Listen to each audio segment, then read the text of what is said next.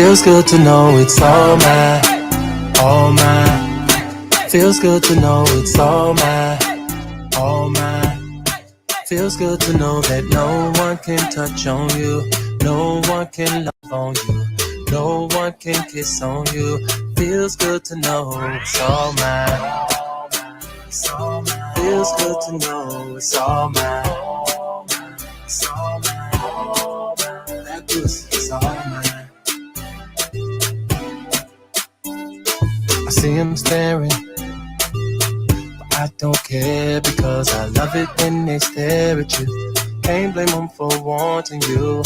You're so bad that the girls want you too.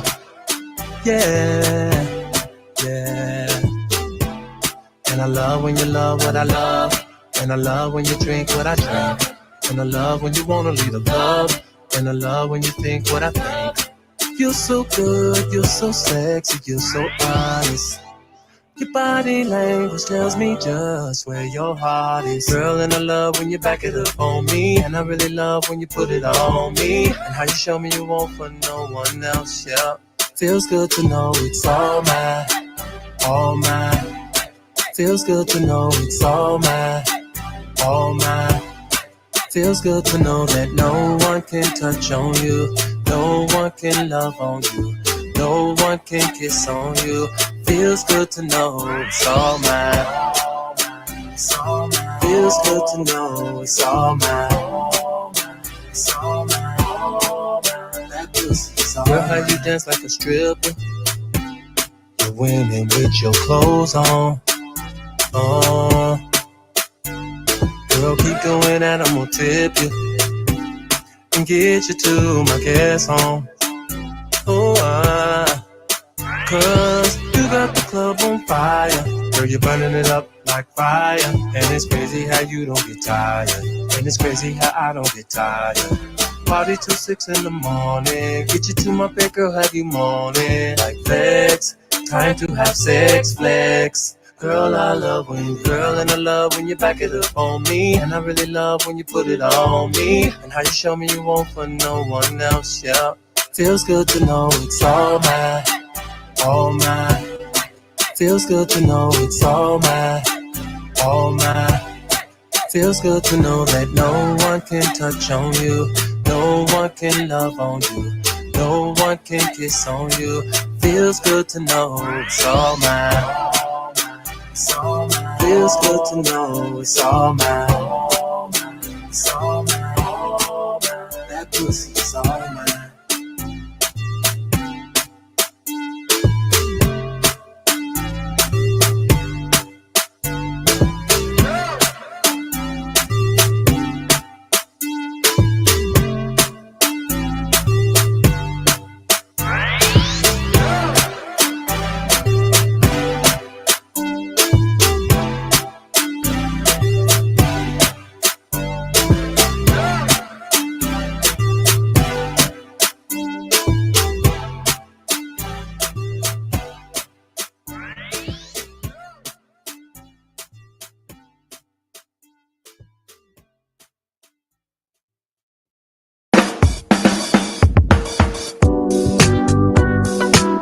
Every time I think about the things we used to do, the places we used to go, I just want to go back to those days and relive it all over again with you.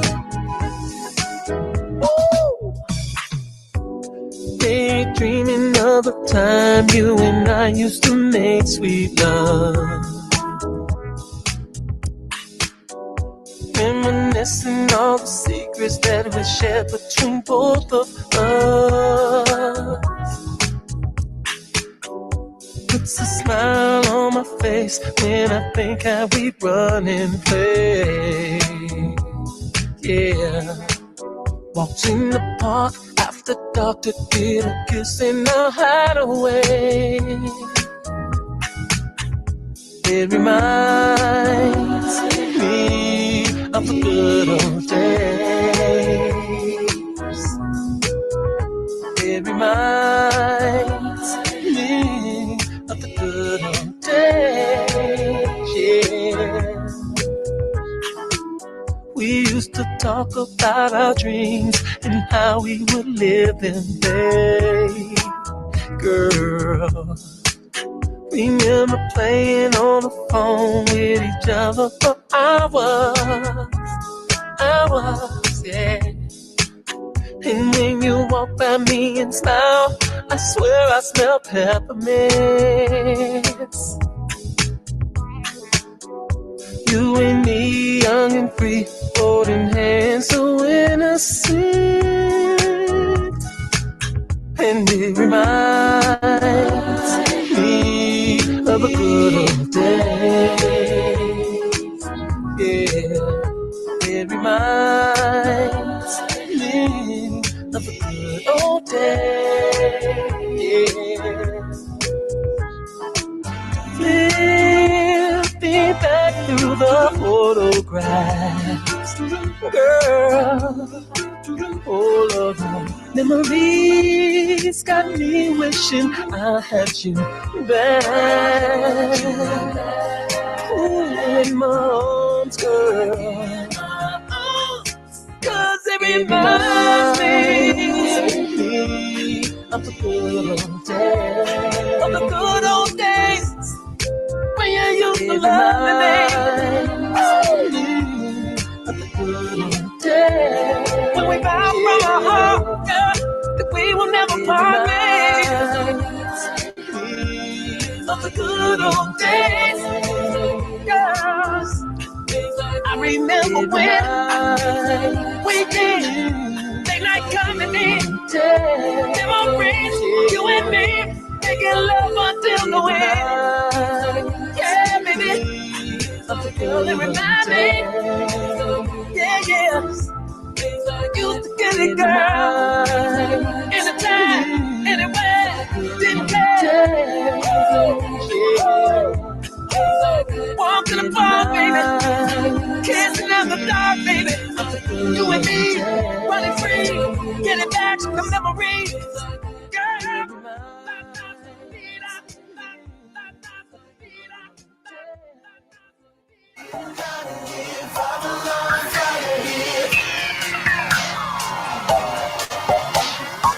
It's only got me here. They can come and watch us here. They gotta leave us alone.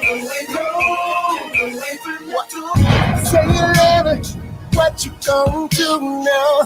Hope you're ready, 'cause I'm really about to put it down. Girl, you know that I will never disrespect you. We love tomorrow, but tonight I wanna spank you. That ass, girl, gotta make it last now. Instead of so, I'ma beat it up. No, try to say stop when the beat say go. There you go again, that voice is cool. Watch you make your girlfriend go. Come on, come on, come on.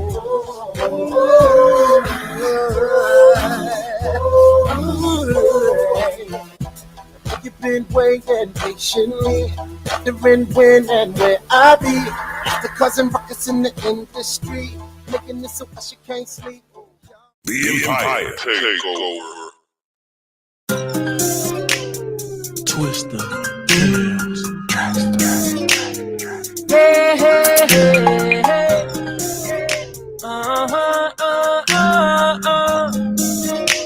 Hey, hey, hey, hey. Hey, hey, hey. The Empire Takeover. Hey, hey. Sometimes I go fast. Sometimes I just stop. Sometimes I take it slow. Wanna let the sex drop. But most of the times I go quick when I'm hitting that. And she like it. She like it. But tonight she said she didn't wanna go too fast. And tonight she said she want me to take my time. So I took her down, said, do you like that? And she said, hell yeah. They hit it medium from the back, I said it's cool. And she said, hell yeah. She said, ooh, baby, just take control, baby. Long as you take it slow, baby. Then you get all night, baby. Yeah, she gave me the cream, so I had to. Not too much. I ain't gonna give you all that. What up, Dream Team? What's going on? Well, week 2 has wrapped up. And as you know, as Bon Jean said, if you messing with me, you messing with uh-oh. So week 2 has wrapped up. And it was pretty spliffy from what I hear. However, everybody wasn't able to hear the update as it came out, so I got it here. The transcripts are also in. So yeah, the transcripts are also in. Friday night. Who want to read transcripts on a Friday night? So I start off fresh Monday, reading transcripts, and I'm gonna start from the beginning and come all the way up. I don't care who channel doing what. I'm gonna start from the beginning and come all the way up, from day 1 to day none. I'm gonna take every day and read during the evening shift. So, like I say, if you haven't already, go get your Rumble account and add me on Rumble. One day you're gonna look up and see Dana J is gone. You're gonna look up on YouTube and say, "Dag, Dana is gone." And it's gonna be a crying shame, because I'm telling you well ahead of time to go get your Rumble account. If you don't want to go get your Rumble account, then I don't know what y'all going to say. Like, are you going to wait for me to upload something or what? But I just don't know. Because me, I'm going to be gone with the wind.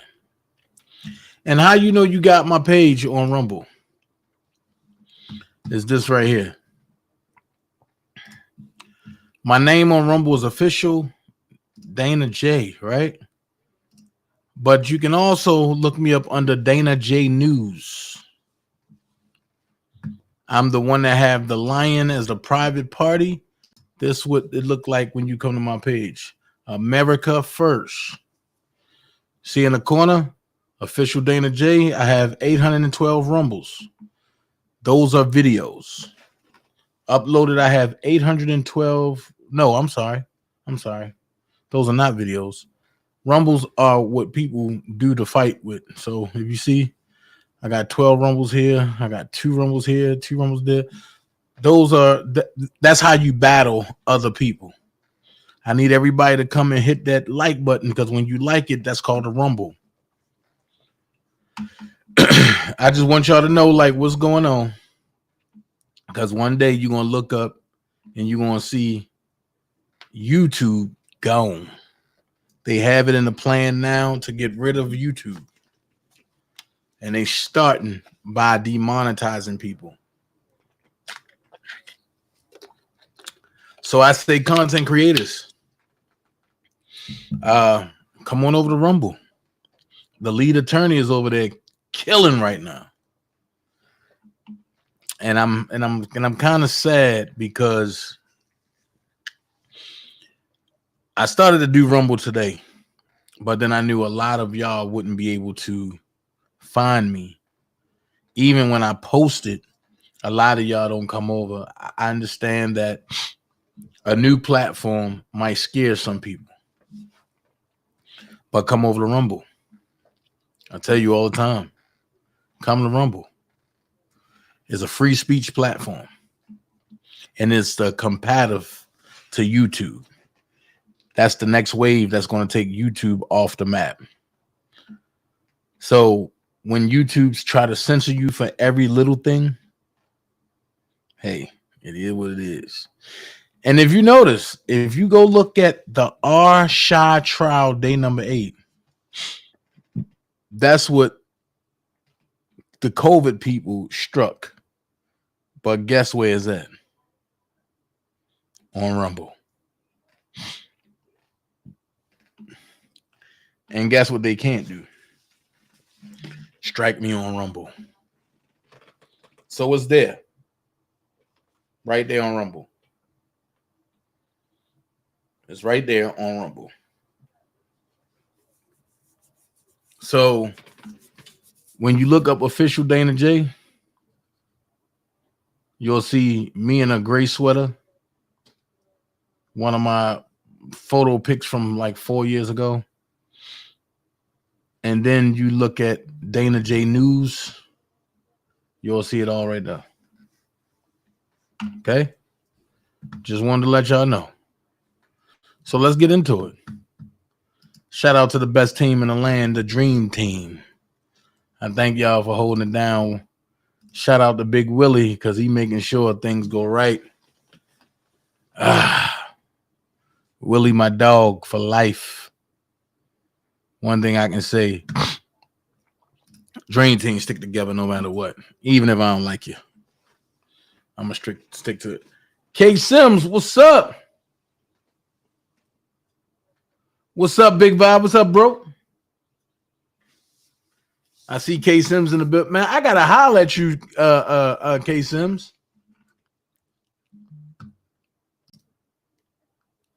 But we're going to go there today.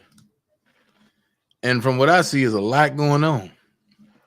Day 10 of the R. Kelly Chicago federal trial in Chicago about to start. Federal prosecutor Jason Jullin is telling presiding judge Harry Levenweber that Lisa Van Allen was hesitant to come to court today. The agents had contact with her to take her to court. He says, "No, we ain't going to do that. We're going to tell the truth. She got cold feet. No, she don't got COVID, but she got cold feet. She didn't want to come to court today. Why? Because she knew she was lying. Nobody want to come to court and be put on the stand in front of everybody. That's why I call it the stage, because everybody want to be an actor when it's comfortable. But what happened when you get in that season where people want to put the microscope on you and they just want to shine a light on you? Shine a light on you. You already been proven to be a liar. You claiming you was 17 just so you can have a storyline when you was already 18 when you met Robert. On top of that, you was 18 and a prostitute, and Robert saved you from prostitution. You stole from him. He let you come back. Why they take that man commissary? Man, because people hating on him. They hating on him. They let you come back. He let you come back. You stole a watch. You left again. You got pregnant by Damon Pryor, and he let you come back with you and Damon Pryor's daughter. Then you left again. I'm just saying. I know Tony Rivera very well. She was on the Breakfast Club not a couple years ago, and she talked about how her and Lisa was in it. Charlamagne said, whoa, Lisa was in sex trafficking? And she said, not as deep as I was, but we used to walk the streets, and we got paid, and we crashed every Atlanta party. So Lisa was a traveling prostitute. She went to Florida, Chicago, Atlanta, wherever it's beneficiary. But what gets me is how this tape got to Georgia, Atlanta, Georgia. And the only person that was there at the time was Lisa and Yule. But we're going to jump back into it. We're going to see what actually happened. Let's go. So Lisa tried to hide herself, and she didn't want to come back to court because she knew she was going to have to face that grizzly last. And somebody tipped her off and told her that grizzly bear ain't nothing to play with named Jennifer Bongine. So let's go. We're going to get into it. Live tweeting from R. Kelly's federal child porn obstruction of justice trial for day 2 of testimony from Lisa Van Allen, a key witness in this trial and Kelly's 2008 prosecution. Okay. Sounds as if, I'm going to do it like this. Sounds as if maybe almost didn't have day 2 of testimony from Lisa Van Allen. ASA Jason Julian tells Judge Van Allen said after court yesterday that she wasn't coming back today. So law enforcement went to pick her up this morning. Van Allen is here. Oh, God. Why ain't you coming back, Lisa? You ain't have a problem telling people for 20 years that R. Kelly molested you and you was underage and you wasn't. Van Allen spent most of yesterday on a witness stand, including more than 2 hours of combative cross-examination from Bo Brintley, lawyer for Kelly's co-defendant and former manager Daryl McDavid. Expect more barbed questioning today from Kelly's lawyer, Jennifer Bongine. Van Allen testified yesterday she met Kelly at 18. Though for years she has said she was 17 and moved to Chicago and dated Kelly for years, including filming threesomes with Jane, a then 14-year-old girl who was at the heart of Kelly's 2008 child porn trial. Stop. It was proven that it was never a 14-year-old girl there on those tapes. So can we stop with this? Let's stop running with that.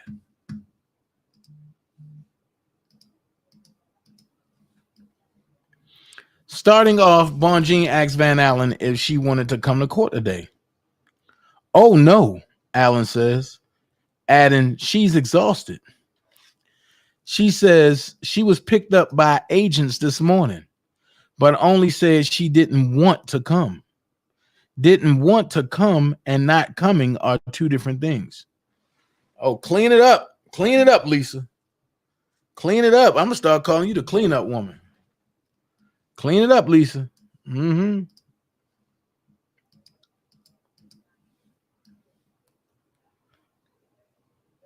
Trial beginning now with R. Kelly's lead defense attorney, Jennifer Bongine, beginning her cross-examination of Lisa Van Allen.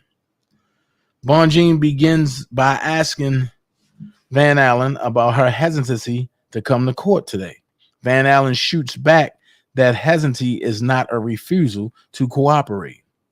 Didn't want to come and not coming are two different things, Van Allen said. So if that's the case, why did they have to come get you then? Make that make sense. If you didn't want to come, why did you come? And not wanting to come and saying, I'm not coming tomorrow are two different things. And while you said you wasn't coming, they came and got you. So Bongine now playing a clip of Kelly's Home Alone music video from 1998, on the set of which Van Allen said she first met R. Kelly and then smashed him 20 minutes later. Van Allen identifies herself as an extra in the video. So, Van Allen, if you see yourself as an extra, why are you telling everybody that you was a lead person? Let me shut up, Dana. Van Allen said yesterday she was 18 when she met R. Kelly, but that she told him she was 17. Van Allen denies lying to Kelly about her age. She says she can't remember what she said, but that it's possible she misremembered the month in which Home Alone was shot.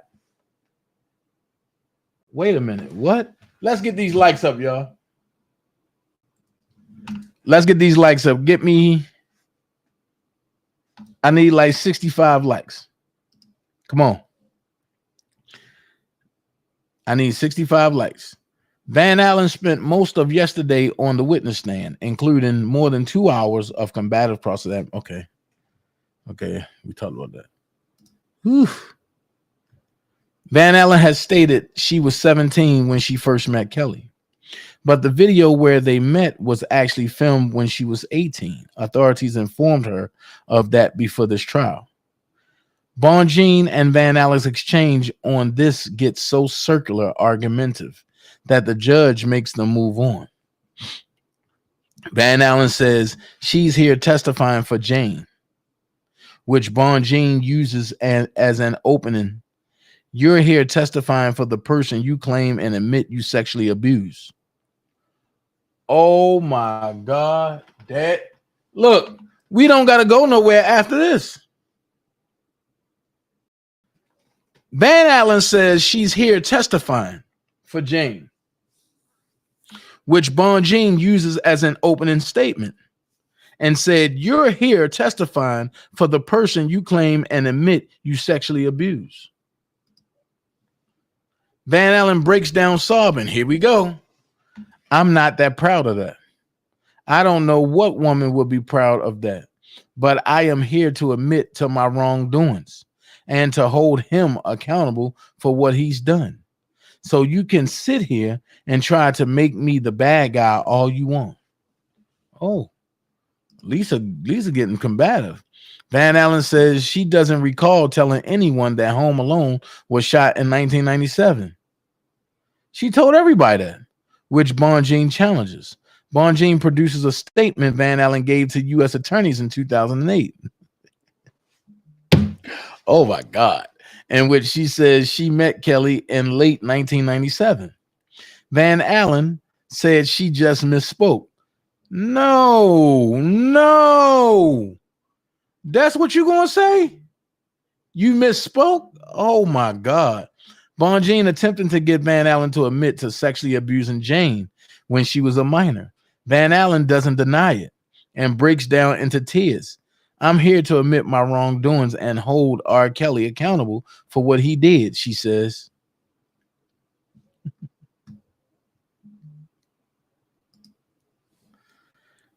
Bonjean getting into whether Van Allen had a legal ID at age 18 for the purpose of traveling to Chicago. Bonjean brings up another interview Van Allen gave to Homeland Security, in which she says Kelly's co-defendant Milton Brown obtained an ID for her in order to travel. Van Allen says she doesn't recall the interview, that she used a friend's ID. You know what? Ray Charles can see through all these lies. Bonjean says Van Allen told federal agents in 2019 that co-defendant Brown helped her get a fake ID to travel, which she wouldn't have needed at age 18. Van Allen says she have no memory of any of that. So you have no memory of what you're telling somebody in 2019, but you got something that, but you got memory of something that happened in 1997. Girl, if you don't sit your hind parts down, correction. This should be assistant state's attorney, not U.S. attorneys. Van Allen says she doesn't recall telling anyone that Home Alone was shot in 1997, which Bonjean challenges. Bonjean produces a statement Van Allen gave to the U.S. attorneys in 2008, in which she says she met Kelly in late, Bonjean claims Van Allen's recounting of events to investigators in 2008 is off by about a year. When you spoke to the assistant state's attorneys, you said the Home Alone video shoot was in late 1997, when in fact it was September 1998. That's what I tried to tell everybody. But no, the COVID people said I was lying. But there you go right there. Van Allen denies lying to investigators about when she met R. Kelly, as she says she based her recollection of events off the weather. But what? But she doesn't deny her words in the interview transcript Bonjean produced. What? Bonjean getting into Van Allen's willing participation in several of R. Kelly's tours and music videos. Bonjean is playing a snippet of Kelly's video, I Wish, in which Van Allen identifies herself braiding Kelly's hair. Something else I told y'all. I told y'all Van Allen was the first hair braider, and nobody paid attention. They was like, No, actually, I was wrong with that. Van Allen was the second hair braider. Hot Water was a fly-in. The original hair braider is from Philly, and she ain't never had no problem. And she looked better than Van Allen and Hot Water put together. So, I don't know. When a shaken Lisa Van Allen seems unable to go on, the R. Kelly judge tells her and the Kelly lawyer question her, Jennifer Bonjean, to calm down. With Van Allen still weeping, Bonjean tells the court about the grilling. Cross-examination is hard, but that's how it works. R. Kelly's ex-girlfriend starts weeping loudly, and when asked if she could also be accused of wrongdoing by having had a threesome with Kelly and an underage Jane. Jesus Christ, she ain't letting up. Bonjean continuing Brinley's strategy of trying to poke holes in Van Allen's testimony yesterday, now focusing on the abuse Van Allen says she suffered at R. Kelly's hands, which she didn't. Bonjean asking why Van Allen became close with Keith Morrell, when she also said R. Kelly prevented her from associating with other men. Ain't that's what I said 2 days ago? Didn't I say that 2 days ago? If R. Kelly prevents people from associating with other men, how was she able to associate with Keith Morrell? I said that.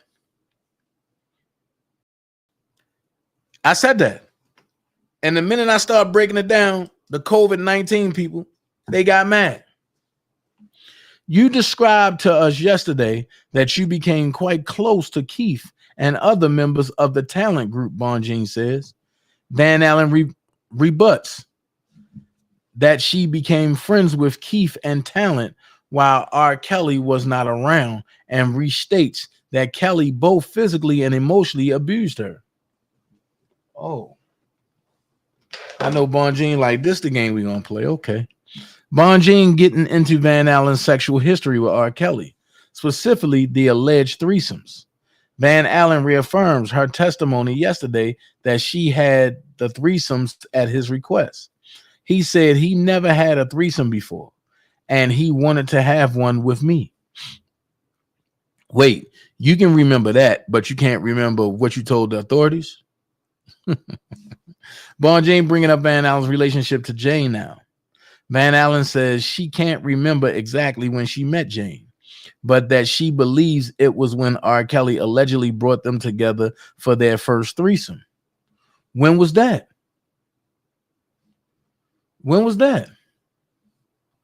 Bonjean notes that Van Allen got a job as the person Kelly would randomly pick out during concerts to bring on stage and simulate sex with. She pointedly refers to it as Van Allen being able to use her acting skills. Bonjean questioning Van Allen about how many threesomes she had with Kelly and where and when and why. This appears to be a way to get before jurors a statement Van Allen made to federal agents in 2019. She said she participated in threesomes because she felt bad that Kelly had been molested when he was young. Woo! Come on, y'all. I need 41 more likes. Come on. So now jurors have learned that about Kelly's history without him having to take the stand. Van Allen says that she thought Jane was 16 when they met, and that she didn't think it was wrong to have a threesome with her at the time, because I had friends that age. Van Allen says she learned Jane was only 14 during their first threesome 2 years later. Bonjean gets to Van Allen's move back to Atlanta after she decided to leave R. Kelly, as well as her taking an alleged sex tape from Kelly's duffel bag. Let's see what Bonjean say. I'm excited. Bonjean disputes whether Van Allen was looking for a specific sex tape featuring herself, R. Kelly, and Jane. or if she was simply looking for any tape on which she was featured. I do know I wanted a tape with me on it, Van Allen says. Bonjean repeating Brinley's strategy yesterday of highlighting a discrepancy between Van Allen's testimony yesterday and that she gave and that she gave to investigators in 2008 regarding whether or not she ever saw scenes featuring only R. Kelly and Jane. The transcript of the 2008 R. Kelly trial reads Van Allen saying, "I have never seen a tape with just Robert and Jane. Only me, Robert and Jane. This morning," she said, "one of the scenes on the tape featured only Kelly and Jane." Wow. At this point, presiding judge Harry Levenweber has called for a 15-minute break in the R. Kelly federal trial in Chicago. I would have too, Judge. I would have said, hold on. It's too much. Court resuming. An R. Kelly federal trial in Chicago. Kelly's lead defense attorney, Jennifer Bonjean, asking Lisa Van Allen about when she sent Kelly's alleged sex tape to her friend Keith Morrell in Kansas City. Was it before or after you stole Kelly's Rolex? Van Allen says she doesn't recall if she told Keith Morrell that R. Kelly's Rolex watch was worth $100K, but denies sending it to him. She says she thinks it was Damon Pryor. Her ex-boyfriend, who tried to sell the watch. Van Allen says she gave Pryor the watch.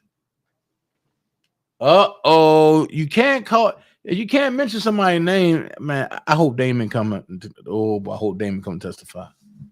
Back to Van Allen getting R. Kelly's alleged sex tape to Keith Morrell. Van Allen says she sent it via some kind of parcel service like FedEx, but that she can't remember exactly which one. She also denies giving Charles Freeman any copies of the tape. Well, that's not what Charles Freeman said. After a recess, we are on to extensive questioning from Bonjean about a Rolex that Van Allen took after Kelly left it in a hotel room. How much it cost? Who did she give it to? Did they try to pawn it? Van Allen says money was not her motivation in taking the watch Kelly left, and she gave it away. I can't wear a man's Rolex. A lot of women do. Similar to defense questioning of Jane earlier in the trial, Bonjean is now discussing Van Allen's relationship with R. Kelly, even after she took the alleged sex tape. Bonjean brings up that after breaking up with Damon Pryor, Van Allen briefly lived with R. Kelly again and received financial support from him for herself and her daughter. Work, Bonjean, work.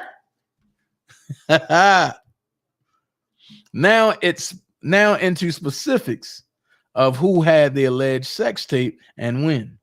Bonjean asking why Van Allen went to R. Kelly after learning the tape had leaked, rather than going to law enforcement. Van Allen says she didn't want to get Kelly in trouble, that she still cared for him. Van Allen adds that she thought R. Kelly would have the most to lose, which is another reason she sought his help in recovering the alleged tape. Bonjean accuses Van Allen of trying to get money out of R. Kelly and recovering the tape. It's all about money. It doesn't make sense unless it's all about money, she says. Van Allen denies, saying she just didn't want a sex tape of herself or a minor out there. Van Allen says circa 2007, she heard that a talk show hosted by Kamora Lee Simmons was interested in buying the tape. Bonjean arguing that this proves there was never child pornography on the tape, because why would the media buy child porn? Bingo. Bingo. Bingo. Bonjean, this doesn't make sense unless it was all about money, Miss Van Allen. Van Allen, it makes sense to not want a sex tape out there, especially with a minor. Did you tell Morrell if he came to Chicago, he would get money? Bonjean asks. Van Allen says she thinks money was part of her discussion with Morrell, but denies it was her prime motivator. Bonjean asks, when was the last time she contacted Morrell since R. Kelly's sex trafficking conviction? Van Allen says she isn't sure. So she's still in talks with Morrell. Bonjean now showing the courtroom Facebook messages between Morrell and Van Allen. Work, Bonjean! Work! Bonjean says they're from October 2008, but also from October 2018. Work! Yes! I'm not sure which one is the misstatement. And the messages, Van Allen tells Morrell that R. Kelly's former manager and current co-defendant Daryl McDavid said he should have murked, i.e. killed her. Bonjean continuing through the messages between Van Allen and Morrell. Morrell, trying to confirm Van Allen's identity, asks her what happened at Harrah's Casino. Sex was Van Allen's reply. Bonjean also brings up messages mentioning sex acts between the two, which prosecution objects for relevance. Van Allen, through these messages, was trying to get in contact with Charles Freeman, who allegedly found an R. Kelly sex tape in Atlanta. Van Allen says she did not trust Freeman because she does not know him enough to trust him. But you let him come in your house and got the tapes off the top of the TV. Shh. Moving on from the messages, Bonjean now directly accusing Van Allen of trying to extort R. Kelly for money with a woman named Adelina Prado in 2002. Work, Bonjean. Van Allen scoffs at the suggestion. Why would I do that? With that, Bonjean concludes her cross-examination. Oh, so now Adelina Prado is a with that now. Prosecutor Jason Julian returning for a brief redirect questioning of Van Allen. It always happens. Never fails.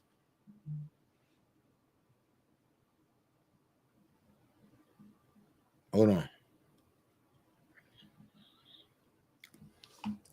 Prosecutor Jason Julian returning for a brief redirect questioning of Van Allen. Julian asks if Van Allen had once mistakenly thought the Home Alone video shoot occurred in late 1997, but then later realized it was in fact 1998. Van Allen affirms. See, they trying to cover their tracks. Julian, like many attorneys before him, accidentally uses Jane's real name while questioning Van Allen about their alleged threesome sex tapes. Reading from Van Allen's testimony in R. Kelly's 2008 trial, Julian has Van Allen saying that the first thing that occurred when she had her alleged threesome with R. Kelly and Jane was Robert set up his video camera. On redirect examination, prosecutors reading from Van Allen's 2008 testimony to show that she said the same things about the content of this video back then as she said during this trial. An effort to reject claims that the threesome didn't involve Jane. Defense objects for this line of questioning not being responsive. This wasn't the impeachment, Bonjean says. Julian rebuts it is responsive. Levenweber tells Julian to move things along, as this was all mentioned in direct examination. Facts. A lot of lawyer infighting that's hard to follow, ending with Judge Levenweber saying, let's move on. Julian moves on to another question about where Van Allen watched the alleged sex tape with Daryl McDavid. Very, very enthusiastic objections from attorneys for both Kelly and McDavid, Everyone talking over each other. Judge Leavenworth, after a while, just tells everyone to move on. That's not a good look for nobody. Citing another investigation report leading up to the 2008 trial, Julian brings up that Van Allen said she saw the alleged sex tape in a hotel room, corroborating her testimony from yesterday. Defense objects again, which Leavenworth sustains. Julian attacking Brinley's assertion yesterday that Van Allen wanted to be one of R. Kelly's victims for the clout and money it could bring. Did you have a book deal in 2008? Were you on Surviving R. Kelly in 2008? Van Allen answers no on both accounts. Julian concludes his redirect by asking Van Allen if she faked her emotions yesterday to manipulate anyone. Van Allen denies and is off the stand. Man, she happy to be gone. Julian concludes his redirect. Okay. Next up on the stand is Deborah Rosenblatt, owner of the travel agency Preferred Travel. The company Rosenblatt says specializes in entertainment clients. Okay. Rosenblatt says that R. Kelly's production company, Bass Productions, became one of her clients in 1997, but that the client relationship ended in 2016. Rosenblatt says her company typically uses clients' credit cards to pay for their services. Prosecution going over some boilerplate questions about how Preferred Travel employees fill out the company's credit card authorization form. Kelly's Bass Productions was a client for nearly 20 years, and starting in the 90s, Rosenblatt dealt with people on Kelly's team, including Milton June Brown and Daryl McDavid, Kelly's co-defendants. Rosenblatt got about 10 minutes on the stand before the judge called a lunch break.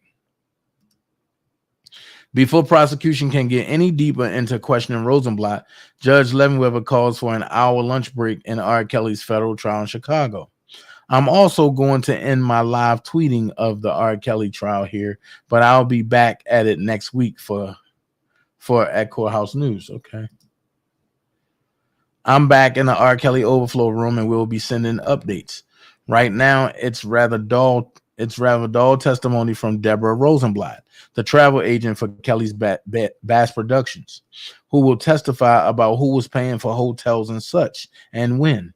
Meanwhile, here is our updated story. After 2 hours of questioning Van Allen, Bonjean told the judge she had nothing further. Good, Van Allen said loudly, prompting Bonjean to whirl around and say, oh. Van Allen gave her a big smile. Huh? Wow. Rosenblatt has taken the jury through hotel reservations made by Kelly's team for Lisa Van Allen and Keith Morrell in 2007, when they came to Chicago to take polygraph tests regarding the purported R. Kelly sex tape. Kemp is here to testify about Tracy, the pseudonym for one of the 5 victims alleged in the indictment to have been sexually assaulted by R. Kelly when they were minors. He met Tracy when she was 16 or 17, when she interned at the same record company. Kemp says he saw Tracy at a basketball, not Kip, but Kemp. Let's get that correct. Not Kip, but Kemp said he saw Tracy at a basketball game at Hoops Gym in the West Loop, where R. Kelly was too. He says he didn't see Kelly and Tracy interact that night. Uh-oh. Rosenblatt is done.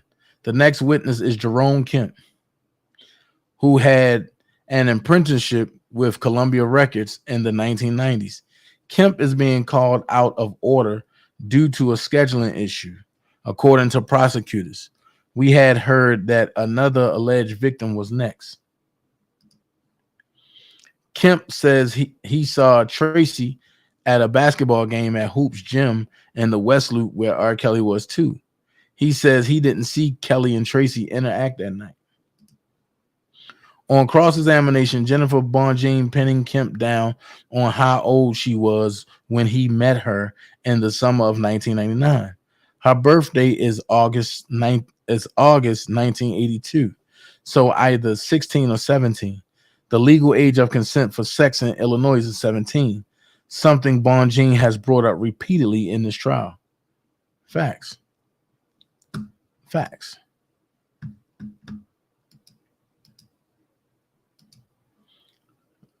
Okay, hold on. The next witness in the R. Kelly trial is Keith Morrell, the Kansas City friend of Lisa Van Allen. Morrell is testifying with the same Missouri drawl as Chuck Freeman. He says he was in an R&B group called Chaos, stands for Kansas City Original Sounds, but pronounced Chaos. In the 1990s, which later became Talent, he met R. Kelly through Kelly's cousin Blackie. Morrell says his friend went to R. Kelly's number. Morrell says his friend went to R. Kelly's number from Blackie. His group called it, and it went to voicemail.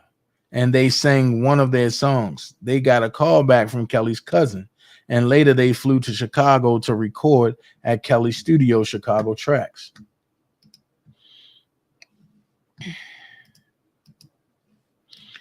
Keith Morrell says he met Lisa Van Allen at a hotel in downtown Chicago in 2000 or 2001. We became friends and then also became a little closer also. Oh my God. Uh-oh. I told y'all she was a prostitute. We became friends and then also became a little closer too. We started having a sexual relationship. He says Van Allen was also friends with R. Kelly. Ain't that's what I told y'all in 2019? To be exact, May the 16th, 2019, if my main page wasn't struck, I will go and get that video and play it for you. Once again, where's the lies that Dana told? Once again, where's the lies that Dana told? Nobody want to admit what's going on. Okay. We started having a sexual relationship. He says Van Allen was also friends with R. Kelly. Morrell says Talent left Kelly's label and he returned to Kansas City. In the early 2000s, Van Allen sent him a videotape to his home. She just wanted me to hold it for her. Did you watch it? Yes. How soon? Right away. It was Lisa, Rob, and another girl having sex. Key point. He didn't say underage girl. He said it was Lisa, Rob, and another girl having sex, which was Adelina Prado, not Rashona. And Morrell says he showed the video to 4 or 5 other people, including probably, I think, Chuck Freeman. Wait a minute. Did Dana tell y'all that they knew each other again? Okay. This ain't the day I'm going to get excited and say I told y'all. I'm just going to say. I was excited to have the tape for one because it was Lisa on there and also Robert Kelly.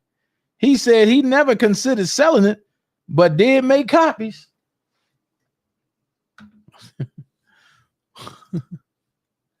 Wow. It took for court to happen for the truth to come out.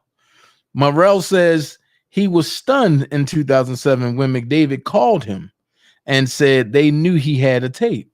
June Brown later called him and said to bring it to Chicago. Morrell made a copy of about an 8 to 10 minute snippet of the tape to bring, saying, I didn't think they know the difference.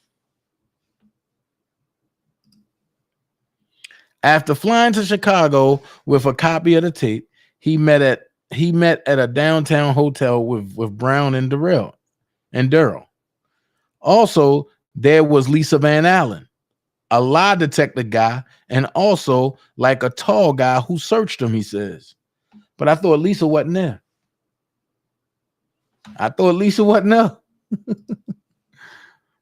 Morrell says he lied to the polygrapher when asked if he made any copies of the tape. Why?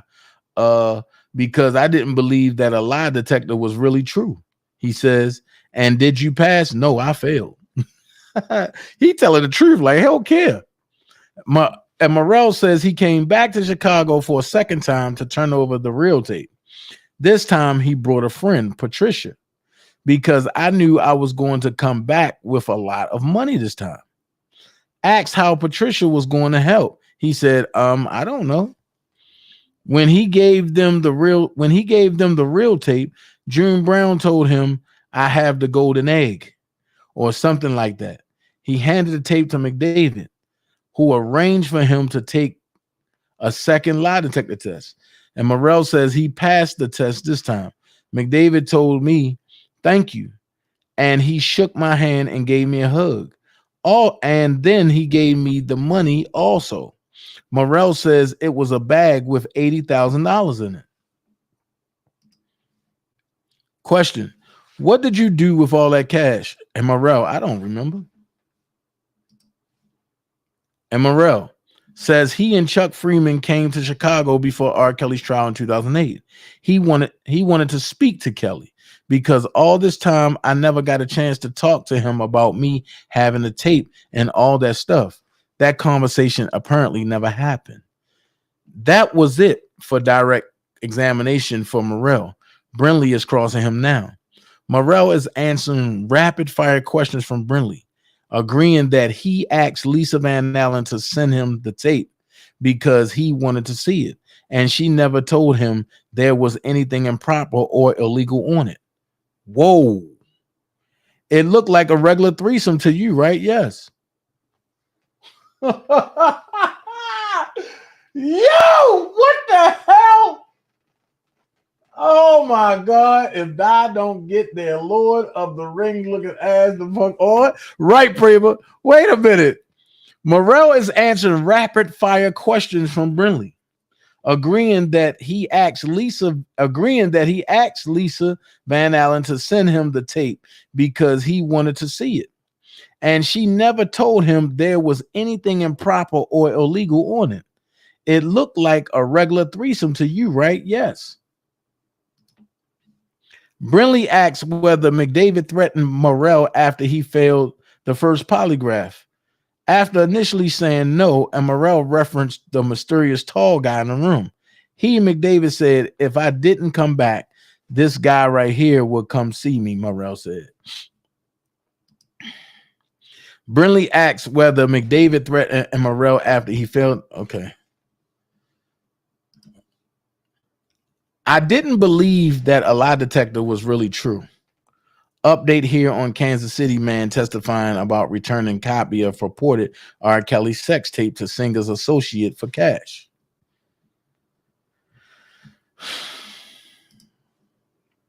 Signs, it's 4:30 p.m. on Friday.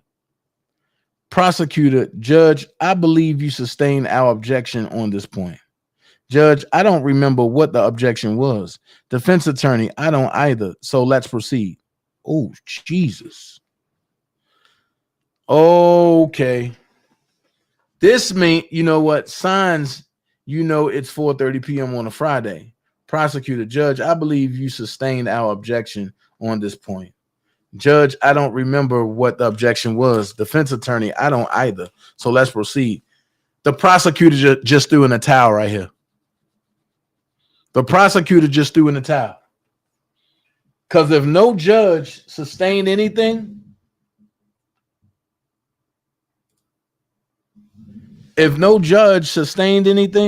and nobody else can understand what the objection was, right here, he don't have nothing else to say. He's done. Brinley is done. Bonjean's turn, and she promised just a couple of questions.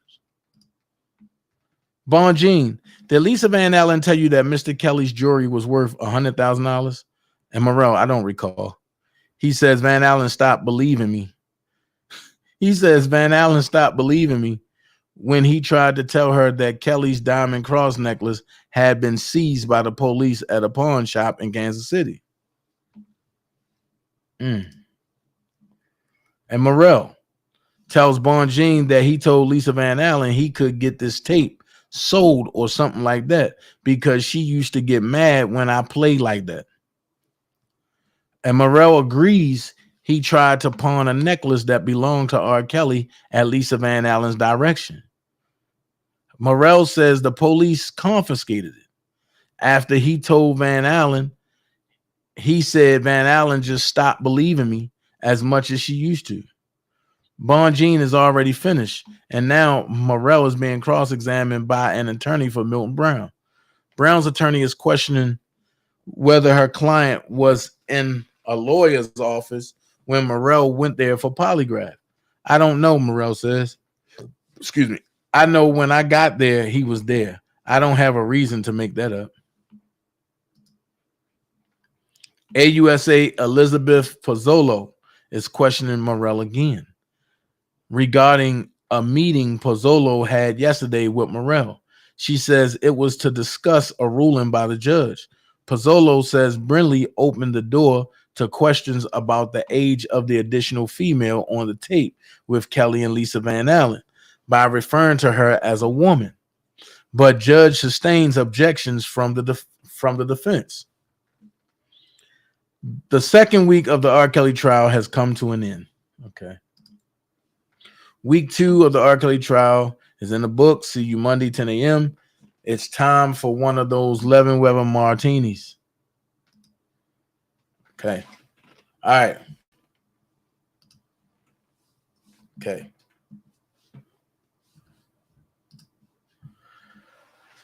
Whew.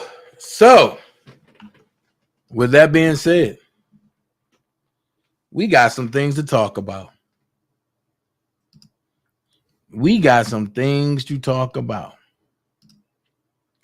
So, how do y'all think week number 2 went? How do y'all think week number 2 went? Good or bad? Put it in the chat if y'all think it went good. Put it in the chat if y'all think it went good. Put it in the chat if you think it went bad. Jewelry got a serial number on. Serial number, right? Hey, Big Baby Pernell. Hey, Brookie. Brooke in here? I was too busy reading. I ain't see it. What up, Brooke? If you ain't here. I ain't see. Oh, okay. There she go. I'm out school shopping, listening and support. What up, Brooke? Man, you got to give me your schedule. So Lisa Van Allen has been proven to be a thief, a liar, and everything else. What up, fat mama? Oh boy, I'm about to snap on you. I had to look like, what the hell is that? Lisa, Keith, Charles, the Landfed, Sparkle is the real enterprise with Lisa as the leader. Right. I totally have to say that, Vi. Which make me think that the COVID people, they are the enablers. His testimony proves she stole Robert's watch. Facts. And the necklace. Hey, bro.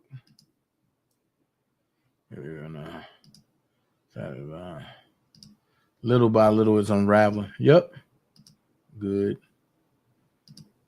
And good, my opinion, one. Okay. The government got knocked. I think it went great. Real good. Great, wonderful, amazing, fantastic. Okay. Good. Okay. Good. Okay. It went good. Good. Good. Bama girl, hey.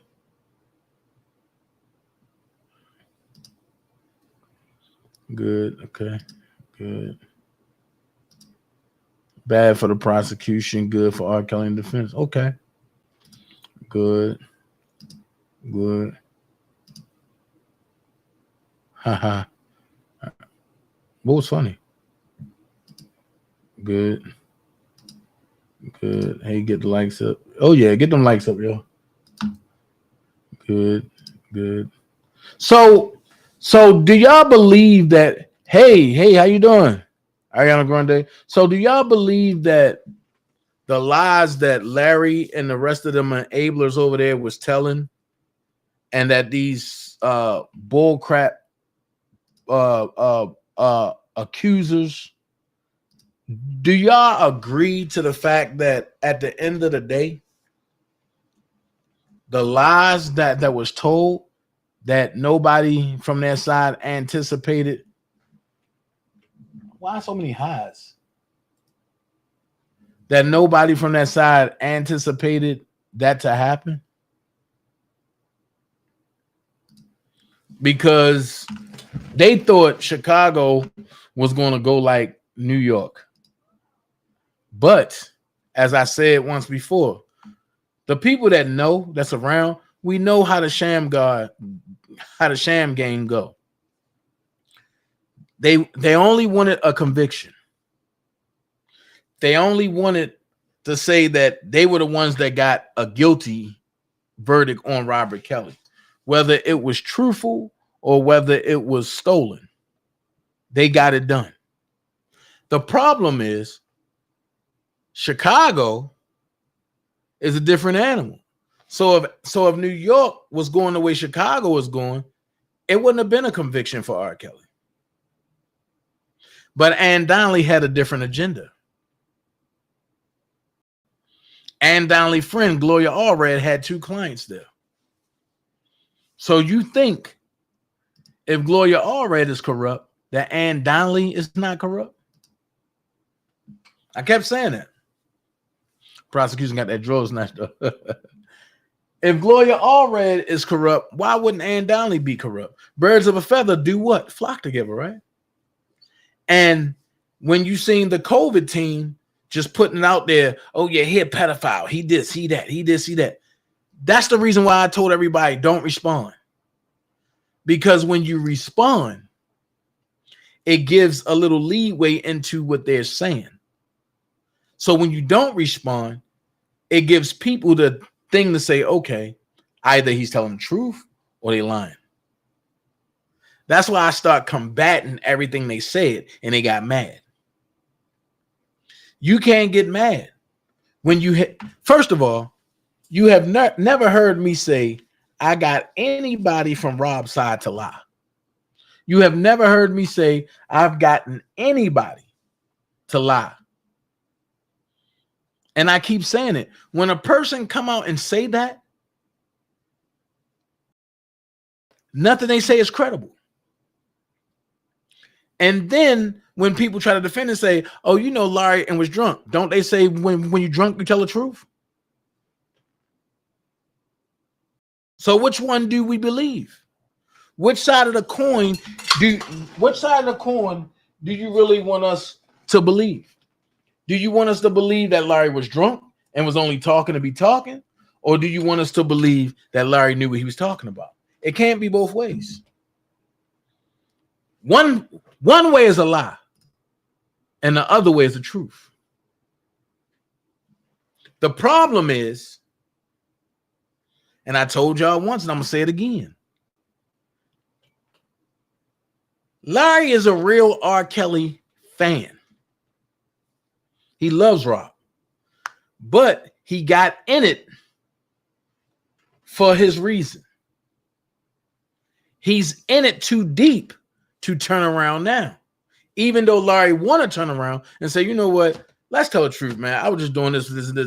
I really don't believe R. Kelly guilty. If he do that, all the old cove going to disband and go everywhere. But when you know that's your safe haven and you in too deep, you got to keep going. If you go look at the video I did with Angelo, I seen somebody say Dana had all them over there and ain't asked no questions. No, I didn't ask the stupid questions y'all wanted me to ask. I asked the prime real questions that needed to be asked. I asked him 2 questions. And these 2 questions, nobody was able to think about. Question number 1. Tim, who told you your daughter was in those type of conditions? He said, I believe it's Asante McGee. Bingo. Now here's my rebuttal. If Tim was thinking as a father, why would a woman that stalked R. Kelly from city to city come out and tell me these type of things about my daughter? Maybe she wanted to be in a spot that your daughter is in. Make it make sense. As long as Kels had her around, it was fine. But the minute Kel's like, don't wear that around my, but don't wear that around my girlfriends and this, and better yet, you can go in on home. She became bitter and angry and mad. Why? But that's all you gotta do is hang around. And when he goes shopping, you go shopping. Who want to lose that? Jealousy will make you do things to try to get you closer. And that's what she tried to do. She was jealous of Azriel and Joycelyn at the time. So she tried to get a little closer. That didn't work.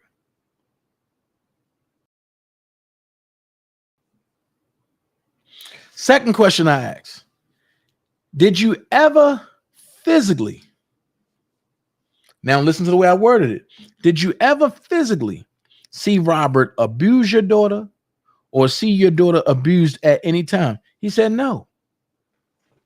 Watch this. That means the intervention was nothing but a lie. Because when she came back, she wasn't in no type of messed up health. But what they reported to Jamal Bryant is that she was losing weight and this and this and that. And see what I'm saying? When you know how to interview and you have interview etiquette, you know how to ask questions without asking. And now that is on record, what can Tim say? Gerald Griggs is even on record saying, yo, it's not a crime here. But because it's Tim, it's your daughter, and I'm retained to fight for this, and you was told that something bad happened, we have to change the narrative. How do you change the narrative? You hook up with people that hate R. Kelly for whatever reason.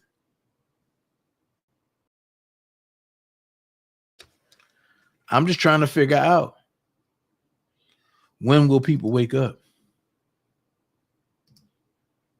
Because you don't have to be belligerent all the time. And somebody asked me, somebody said something to me last night. It was Toy. I'm gonna put it out there. And I really looked at it after she said it, and I said, damn, she right. If I wasn't in my feelings about what Larry has said, I should have been mellow and let him talk and asked him, like, yo, what's your reasoning for this? Da, da, da, da, da. I probably could have got more out of that. But no, I was so angry that he would even play with me like that, that it went the way it went.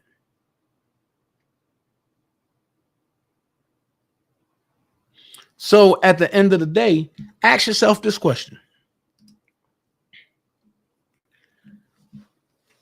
Why are the so-called victim parents quiet now? And they wasn't quiet before. Big Vi said, at this point, the main people who has exposed the whole plot surrounding the tape, Lisa, Charles, and Keith, RL need to be locked up. Rashonda Landfield need to be locked up for blatantly lying. Facts. Facts. I don't have no type of spare card for nobody.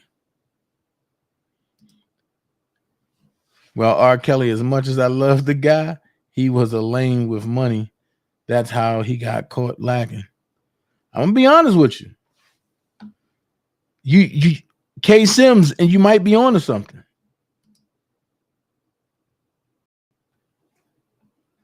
You might be onto something, and we don't know.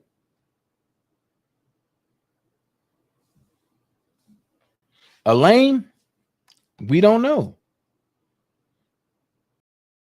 We know he wasn't money conscious, and we know that because he trusted too many people to handle money. Difference is we have 3 lawyers. All 3 are compared to New York. Imagine although Canick little time he had was prepared. Imagine if they were focused. Difference is this. Because Gemini Don, I got to disagree with you. Because you had more lawyers in New York. The problem is everybody wanted to be the front man because everybody wanted to enhance their boutique. I proposed a question in the beginning. I said, would you trust a criminal that just got your back? Or will you trust a prosecutor of 15 years for the government that now all of a sudden want to turn defense attorney? That went over a lot of people's heads. Somebody gonna respond to that. But for the people who heads it went over, I don't feel like explaining.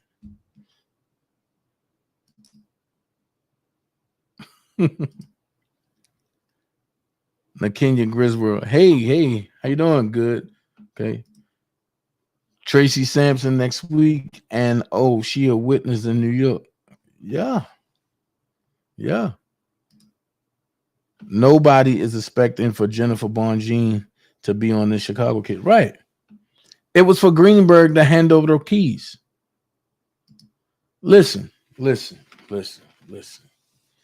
When you see Daryl Johnson hanging with Gayle King, Michael Avenatti, and all them, and then you see Greenberg with Daryl Johnson say, hey, Michael Avenatti, what about this guy? That's too much of a friendly conversation in between lawyers. Why do you care what Michael Avenatti have to say about that guy? What's up, Justin? It don't make sense. If he's your guy and he's doing whatever, why flaunt it with a Michael Avenatti? That shows disdain taste. That shows premature setup. So with that being said, I got to get you out of this motherfucker because I don't know what you capable of doing now.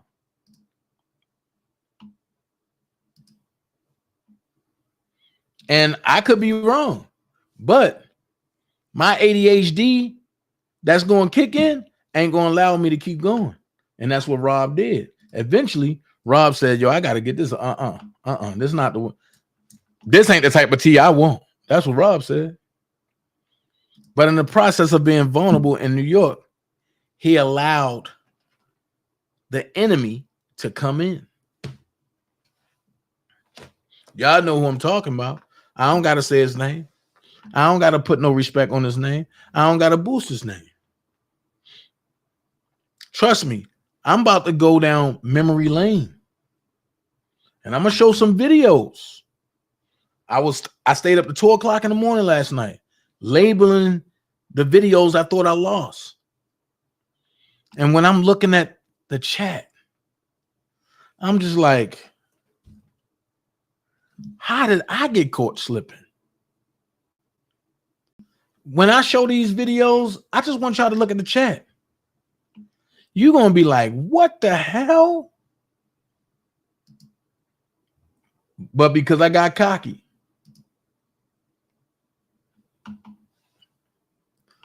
What up, William? I forgot you know what? I'm going to be honest. I ain't forget to call you last night. I just got so engulfed into labeling them videos that I forgot. I ain't going to lie. So it is what it is, man. I'm telling y'all now. This whole thing is about to be the spiral. Because now you see people starting to light up. Oh, what about R. Kelly? What about no. Ain't no what about R. Kelly. I want you to keep that same smoke. Because now what they're doing is they're positioning themselves to when Kelly get a not guilty verdict in Chicago, they can say, oh, we went off it by the wrong way. We thought this because this was no. Should none of R. Kelly real friends, should none of his supporters, should none of his fans let nobody get away with it. If you heard him talking greasy about R. Kelly, you call, especially if they're on the radio, you call in and you hold them accountable and you ask them, yo, since you degraded R. Kelly and from the jump he was innocent, can you give him a public apology across the radio? That's the least thing they can do. And that's the stance that I'm holding. I'm calling a lot of people that said he was guilty in this and this, and I'm going to ask for a public apology for R. Kelly. I'm going to tell you. I go to have a meeting with some powerful people tomorrow. I'm telling you, I'm going to pick 10 people to rock with me. If I can get these people to sponsor a tour, the Redemption to the Throne tour for R. Kelly, bro, I'm going to get these 10 people that I got in mind, and I'll make sure that all of us cover under the budget, and we're going to hit these colleges, we're going to hit these radio stations, we're going to hit these cities, and we're going to explain why we've been rocking for R. Kelly, even when it was unconventional to rock for him. I got friends that I've been arguing with, like my dude on Facebook, Taxi. That's my dog for over 19 years. And me and him, we butt heads about it. But now that this stuff's starting to come out, you don't see Taxi talking about that no more. He won't even indulge in it. One thing for sure, two things for certain. I was called a pedophile. I was called a pedophile lover. I lost gigs, all behind supporting who I know was innocent.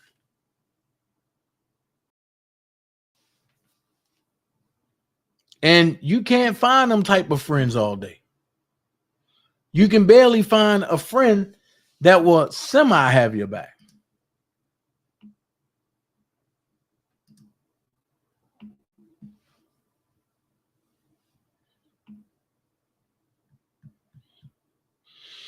I'm just saying, man, y'all got to understand. It is what it is.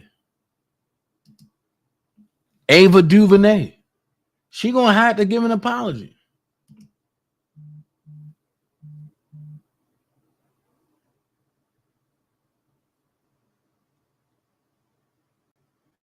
I got you. Lifetime need to be suspended off the air. See, in Nick Cannon's situation, that's personal to me. So I want to personally sit on Nick Cannon's platform. And again, I want to have this talk with him. Because truthfully, I know Nick Cannon loves R. Kelly. And I know when he came out and made that statement, that wasn't something he chose to do. The networks told him to do it. And then I totally believe that's why he lost first. He continued to do it. That's how I look at it.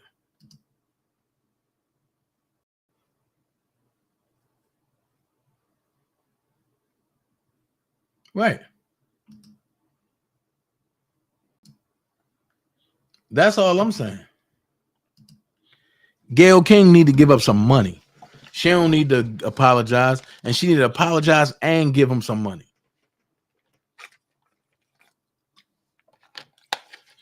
And she got an $8 million deal. She need to give him $8 million.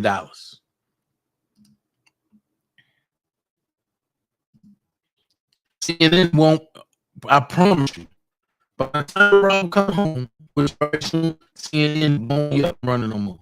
They just fired their lead anchor. They done. Black Panther said, after now, man, you be traveling, bro. You be traveling. Hey, Vi, I wish you can see the outlet. Matter of fact, I'm gonna take a picture of this. Melon is off the chain. Wait till you see the new skin on Melon. Look at this. Hold on.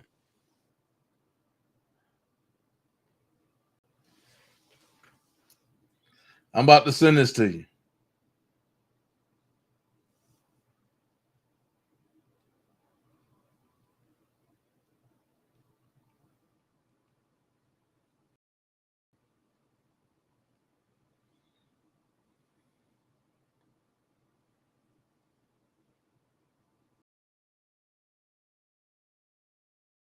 Hold on. I'm about to send this to Vi.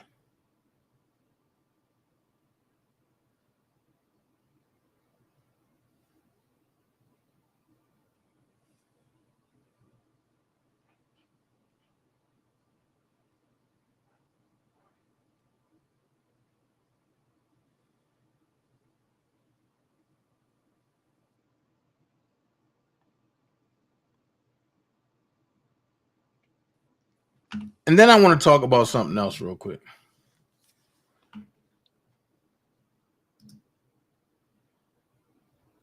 Elijah Morton said, I've always known Kels would be redeemed.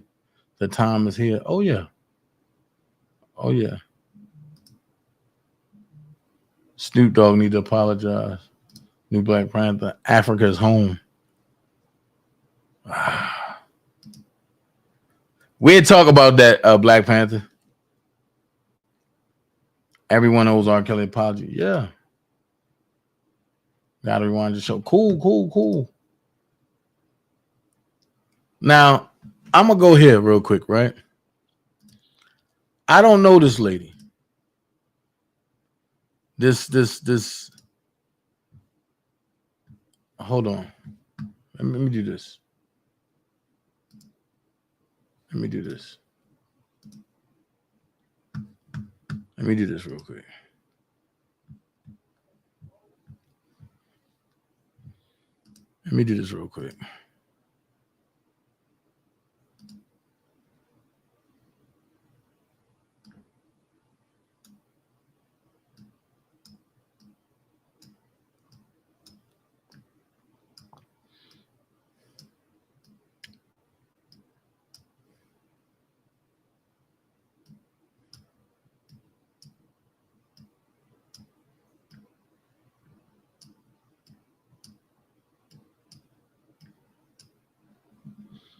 All right. I'm gonna do this.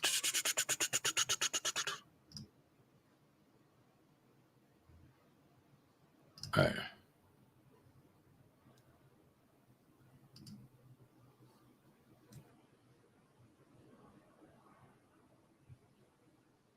I'm gonna do this. This right here is totally unacceptable, right? I don't know the blogger Tales from the Cult, Tales from the Crypt. I don't know who she is, but evidently she have a beef with Toxic Diamond. This right here is photoshopped, and to put out there that Toxic beat her daughter up like this and made this happen is bullcrap. And this is what I mean when I say defamation. You run in saying that she did that and ain't none of that never happened. That's a Photoshop picture. Don't nobody with a bloody nose have a perfectly blood drip stain down the middle of their chin. And see, I try not to get into it because I don't know these people over there in that sector, but I'm going to speak up for certain stuff. And when you speak up for certain stuff, and you got to tell the truth. At the end of the day, if you don't like Tox, that's your business. See her in the street when she come home, and y'all two do what y'all do as women. But don't get on the internet and lie and say Tox did this to her daughter. She's an abuser. No.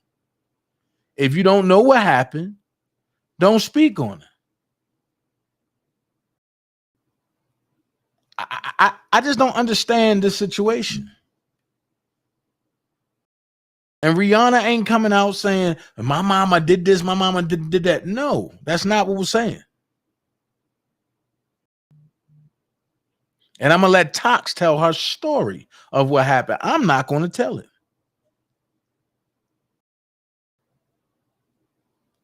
I'll say this.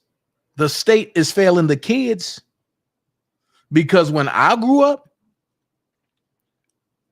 to just be held down, that would have been great for me. If that's all you're going to do is hold me down, I'm good. If that's all you're going to do is hold me down, I'm good. I'm Gucci. But I got beat with a yardstick. I got beat with extension cords. I got hit with boomerang shoes that came around the corner and smacked it. Bow. I got hit with shovels. I got hit with a smoky train. You know, the train that you put the baby oil on top and you cut it on and you put them D batteries underneath and then go, ooh, and the smoke come out the top. I got hit with one of them. So if my mama holding me down, how the fuck is that child abuse? Make it make sense. If I'm being reckless and disrespectful and my mom hold me down, that's it. Just hold me down. Where's she wrong at? Make it make sense. I will say this. Riri said that Tox held her down and then hit on the top of her head. What's the likelihood of that? I'm going to hold you down, then I'm going to pop you on top of your head. Stop.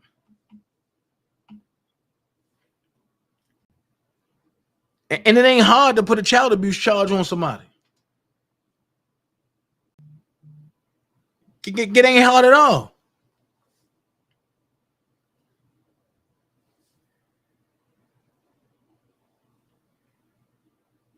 But at the end of the day, when you have these fucking low lives that just want to indulge themselves in your business,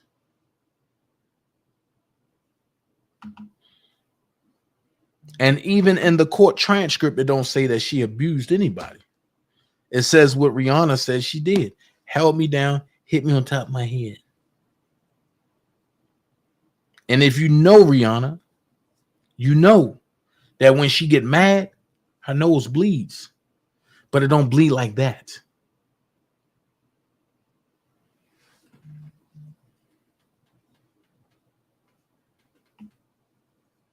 Make it make sense. Like I say, I'm going to let Tox tell her story. I ain't going to tell it. Love you back, Judge, Jury, and Judge Evie. With Judge Evie, love you back. But I'm going to keep it real. You can't tell me that Tox abused that girl, and I seen them go at it. I seen the arguments, and it never got physical.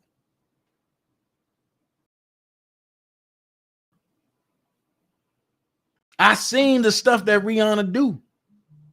And I'm going to say this much. Tox is better than me.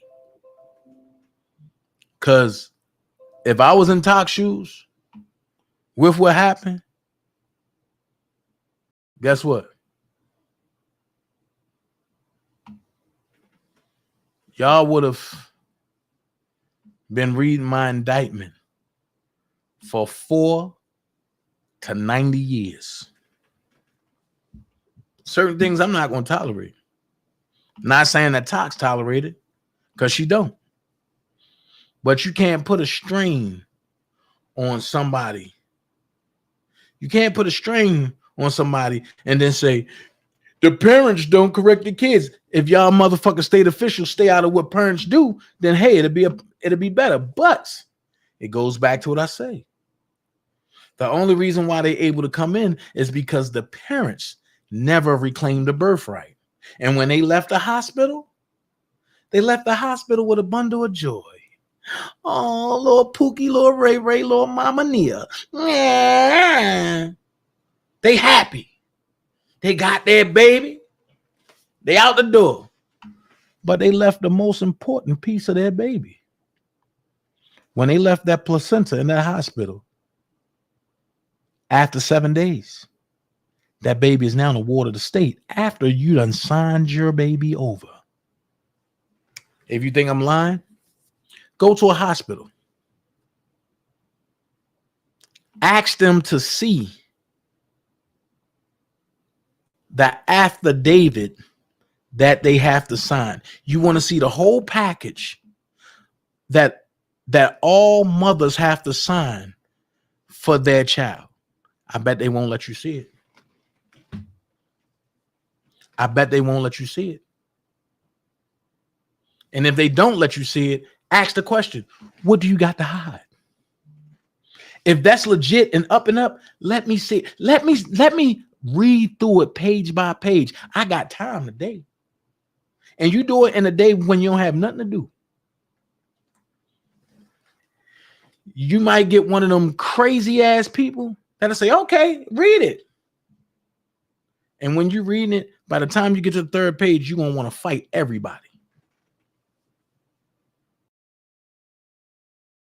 It's going to make you so mad that you actually signing your offspring over to the state and don't know it.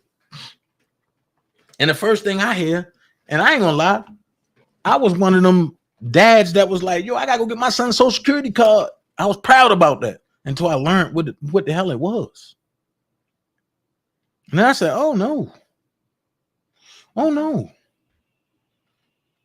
Now I don't use that number. And I'm gonna be honest with you. And when people be like, why you use the EIN? What about your social security number? Well, Social Security Administration told me to go ahead and use this number, and because my social security number has been compromised.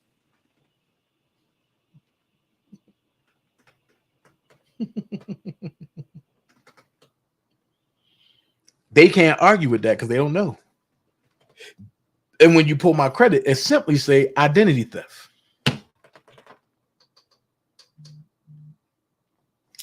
Ding, ding, dong. Ding, ding, ding, ding, dong. Hell yeah. So I try to help people. And I used to be doing classes, but I'm going to be honest with you. Alicia got so mad at me. And she said, why you stop? It's people that be looking at that. And I told Alicia, I felt like nobody was paying attention. So I stopped. And she said one thing that made sense.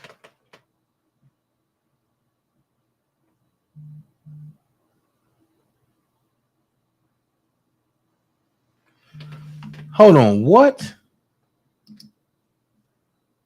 Hell no, Dumbo Mama over there talking about Kelly, where he need to be, and people should have stood behind them.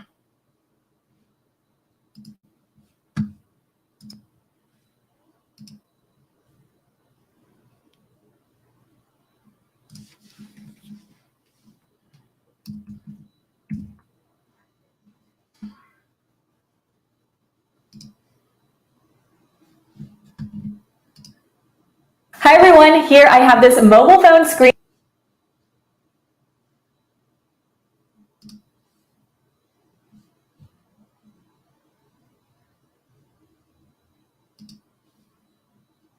What I come to the conclusion is that the real enterprise to me will consist of Van Allen at the head. She's the head leader. Then you got Keith.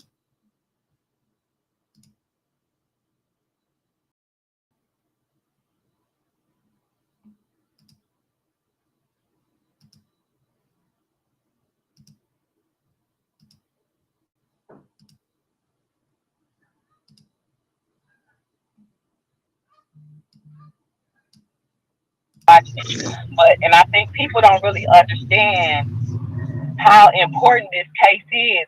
Because if y'all notice all the illegal things that has went on skating rink when we the paper. She had me hard. That's the soul down the road. And I think she just, you know what I'm saying? She told on herself, bro. Just think about it. All under several buses, bro. Kansas. Do y'all know if he's from Missouri or from Kansas? I think he's from Missouri. I think he's from Missouri, man. Because I think the Chuck guy, if I'm not mistaken, if this is the same dude from Kansas City, because I believe he moved to Atlanta as well, but he used to be a picture guy. He used to take all the pictures at the parties, like the 2 for $5. He used to take pictures. If I'm not mistaken, that's the dude from Kansas City. That's the picture dude. So he probably would have some experience with editing and all that type of stuff, because he was always taking pictures from us. He takes pictures for years and years and years at all the events, at all the parties, at all the skating rink when we would go out there and everything. He was the guy, and he used to be with another guy, but I can't remember the other. Hang on, Chinky. Go ahead. I was just kind of piggybacking. You finished. Happened like after watching R. Kelly's case, and I've been watching it for all of these years, just watching it and watching it. And I think people don't really understand how important this case is. Because if y'all notice, all these RICO cases of the rappers started happening after R. Kelly's case. Wasn't nobody getting all these RICO cases. They started off with the New York dudes, the Casanova dudes. They gave them the RICO. Then they gave the but all of this started with R. Kelly. You never seen this happen with the RICO and these gangs and stuff like that before R. Kelly, because I think they just wanted to put it into play, and now they about to get everybody. They about to come for these black men. They think it's a game.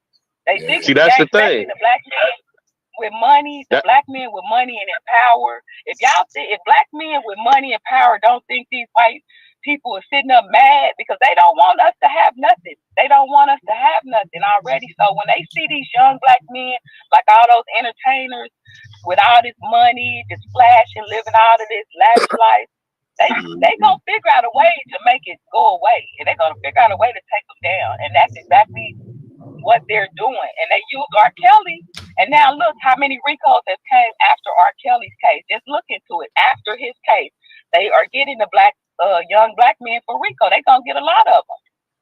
Appreciate it. Hey Jeff, go ahead. I know you wanted to say something. Yeah, that's facts. Oh yeah, bro, appreciate it. Yeah, that's facts. That's the whole thing that most people don't. They're not gonna never correct it. So I just hope he beats this case right here. I just hope he wins. And I just pray that I know his appeal is coming back in New York. I ain't worried about that. Jennifer gonna get that because they legally did that stuff from the beginning. So if this work out for him, I'm just praying for him. Don't give Usher shit. Don't give Usher nothing. Who else? Sorry. No. Wait that. So Usher can go and sit down. He can have several seats. This situation, they separate the black women. They trying to make us go against each other, but we all need each other. They said that you got to lose your job. You got to lose your throwing challenge. I'm going on what Big Vi said. A lot of us. In order for anybody to get off, everybody got to get off. That's what got murdered. Yeah, like that don't even make sense. Like, why would this? But this the thing why Lisa keep crying. Keith, when they asking Keith question, you notice. I think all be exonerated. I ain't even sure about all of that. That's what I don't even know if they proved it. No. Brown did anything because I haven't heard too much about him at all. Yeah, but Keith called Brown name a lot. Keith said Brown is the one who called. Bless him. You know, so I don't fault him for that. But all the extortion that they did, you know, I mean, come on now, you know. But like I said, I'm from Chicago, and you know, people there, they don't hate R. Kelly. They don't hate R. Kelly. This is all people that throwing this stuff out here, these Trump-loving people and all this and that. Don't know about R. Kelly did good for Chicago. I mean, you can't say that about the rest of them that made it big. You know, at least he do come back and give to the community, you know. But I fought the 2008 case. Yep. Everyone on that jury need to come back there and bounce them. Because the case was the original back then. And this piece of garbage that they got now, I mean, come on now. But you know, God don't like ugly. That's why I said God is watching and he's exposing. Yeah, he's exposing. That's well said. And I like the way you put that's a husband looking out for his wife well-being. That's it. And, that's what a real man would do. Well put. Regardless, because they want to keep that image. Ain't no man, you know, he got a mother. You know, like all men, they have a mother. You're not gonna do nothing that's gonna hurt your mother. So why would you do it to your kid's mother? You know, that's not a real man. So I commend him for that 100 of trying to get it back. You know, like I said, what you do in your bedroom is your business. You know, and it ain't no law against it. He ain't the only one. And the thing about it, Kelly was in his early 20s doing this. That's what men do in their 20s. That's right. And it warms my heart. One right with the district attorney's office. How could that be? I was just too excited about hearing about them. Texas. Hey, R&B, y'all represent they city the way R. Kelly represents Chicago. Man, your brother Kel. Man, well, that's something I know for fact that you could never go to a lot of people's house. They ain't nothing but associates. The tape that we shouldn't even be here. Flag. You told a. What'd you say? I admit by. What you doing, guys, Sister Lily? What is you doing? Look at you gonna slip in here. What's up? You finalizing and we programming. From 19, she got your resume. We got you. Man, she got smoked. Like R. Kelly always right, and you have to say something like some Merc or something. I'm good. People were far too. Hey, Oscar for that. Oh no. Hey, Miss Walker, can't hear you. Can't hear you. We got Provoked Thoughts, J Rock. All right, you kind of breaking up a little bit. But we as black people start. I want your ass in jail because what you did to my daughter was rape. And I don't care how long I got to stand here. I don't care how long I got to put my daughter in a position. Wait, I'm divorced, mom. Oh, okay. So you actually divorced mom. Yeah, I'm actually divorced mom. Oh, okay. How you doing? Okay, because I didn't want nobody to think it just ma'am. Yes, I'm divorced mom. Okay. And I think a lot of people out there got the misconception of what divorce is all about. Okay. He was. I think they got the whole misconcept of what his YouTube was all about and all that stuff. He was representing black men as a whole. Yeah. He was an R. Kelly this and R. Kelly that. He was representing black men as a whole because they was getting a false play and they was getting a false representation. Black men get a false representation all the time because they don't know how to stand up for themselves. And all black men get treated wrong because parents think that as a black person with some kind of talent, I know how to sing, so I put my daughter off on you so you can take my daughter, teach her how to sing, get her into the industry. That's not what goes on. If your daughter don't have a voice, no. Don't try to put your daughter off on a man and have her to go with a man that's not going to train her nothing. You're selling your daughter into an industry of prostitution. And you as a parent need to own up to that. So as a man, he thought he could make parents pay for that. But no, he got taken out of context. And everybody hopped on that bandwagon and said, oh, he needed to pay the price for that. But we as black people started standing up for our young girls and started representing our young girls. I, as a parent, would never put my daughter in a position like that. No man should take a young girl from their mother and do what he did to a young girl like that. Any man that saw that should have stood up to any man that saw an old man with a 14-year-old Any man should have stood up for that. Right. Any man. I don't care if you're a man on the street, when you see something like that, you stand up. You don't sit down and say, well, you know, he's Kelly. Oh, he's Nas. Oh, he's Jay-Z. You stand up and represent us black women just like you would your daughter, your niece, your cousin, any girl.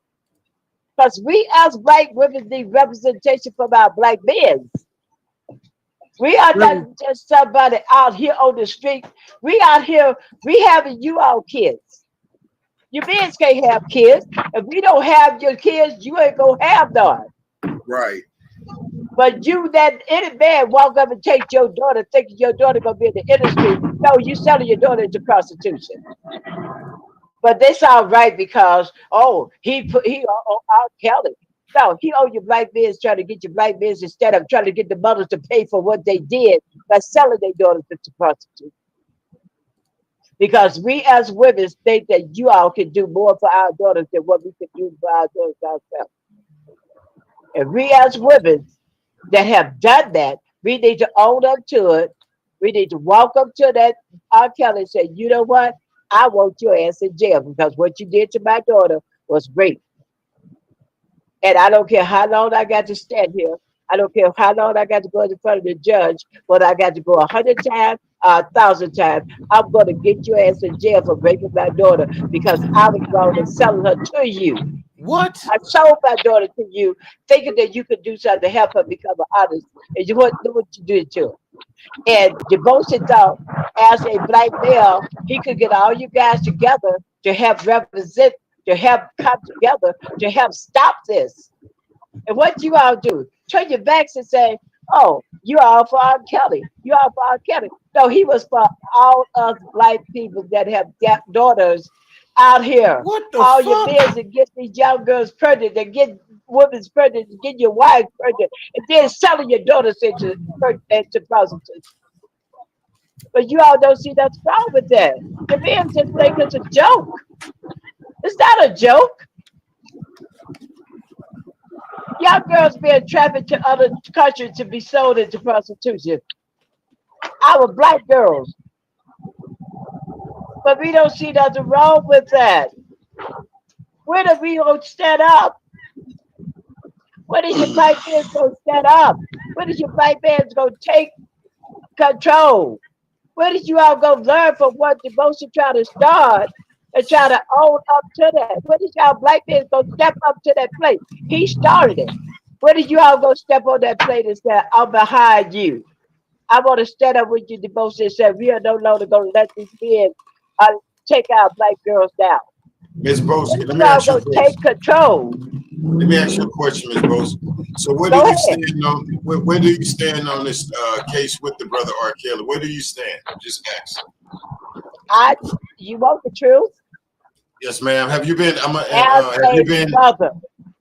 a mother, hear me clearly. As a mother with a daughter, hear me clearly. As a mother with a daughter, and excuse the language over you, no disrespect to anybody. No disrespect to you. And I'm sorry if I said this, I don't want to disrespect you. If I put my daughter in that position, I want anybody to find my black ass and put me behind bars. Because I sold my daughter, and raped my daughter, and I should be behind bars with that mother of the other. Okay, well, I appreciate his ass should be behind bars. Okay, he should be behind bars. I appreciate you coming through, Mr. Boski. Have you been watching the trial, the transcripts that's been coming out? I'm gonna ask you that before I switch over to someone else. I have been watching some of it, but I have been watching some of it. Okay. All right. How's Boski? Because we want to send, you know what I'm saying? We want to tell the guy that we say what's up from people here in the YouTube streets. If that's okay if you speak to the brother. Yeah, he's around. Okay. Well, I appreciate you coming on speaking with your opinion, okay? Yeah, because he's not allowed to be on YouTube or anything like that because if he is somebody might turn him in and his ass will go to jail. So that's the reason why he hasn't been on YouTube or anything. But I appreciate you having me on. I very Yes, ma'am. much holler to the peoples out there, holler to the black men, stand up black men. Don't be ashamed to stand up for us women. Yes, ma'am. All right. Have a good night. Y'all be safe out there. Yes, ma'am. You too. Thank you for coming through. What you just heard was the Bolski mama talking on the Brother Black CEO 2.0. And I like the way Black CEO handled that. However, that proved a lot of what I've been saying for the longest. Black CEO wasn't disrespectful. He said, well, where do you stand with Brother Kills? His mama said his ass need to be behind bars. What's more troubling, when you go and look at that, look at the comments. You see all of the dirty prize talking about the Bolski, the man, this and this and this and this and this and this and this and this. You are the product of what your mother speaks. Why you say that, Dana? You love your mama so much that her words resonate in you. And there's nothing wrong with that. But your mama just said, R. Kelly, his ass need to be behind bars, along with the parents. What did Bolski tell y'all from the jump? There ain't no honor in defending a pedophile. R. Kelly's name ain't worth defending. His ass should be thrown under the bus. When I tell you I am a word scholar on wordplay, I listen to everything a person say. So if he didn't do nothing but regurgitate everything his mama said, why were they mad at me for pointing that out? So while they in Black CEO chat talking about it's a money grab, it's a money grab, it was a money grab for him. But I'm gonna take it a step further. It was more of a money grab and how many R. Kelly females I can fuck. Let's keep it real. When he couldn't get Prima Donna, he got mad. And then she became Prima Ho. Why? Because she wouldn't fuck with you. And then you listen to the lies that his mother speak. Oh, Naboski just trying to start something. Start what? Easy E said it the best. I never can respect a nigga that try to gain fame off the name that I made. And I don't mean to toot my horn, but without 2 rallies in Chicago where Dana J don't live, would you ever have a rally? No. Make it make sense. Make it make sense.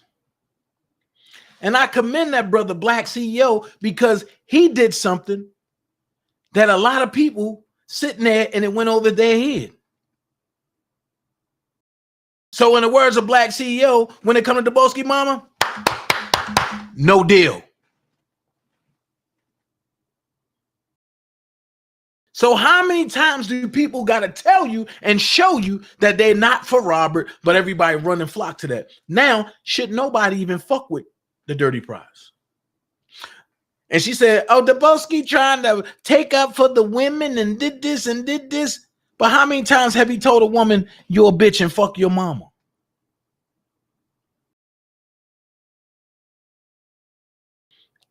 And the difference is, it wasn't a woman that started with him. He engaged with them first.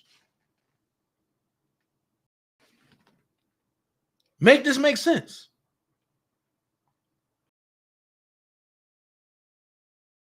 So when his mama said, well, Daboski, he around, she ain't say, I'm going to tell him hello.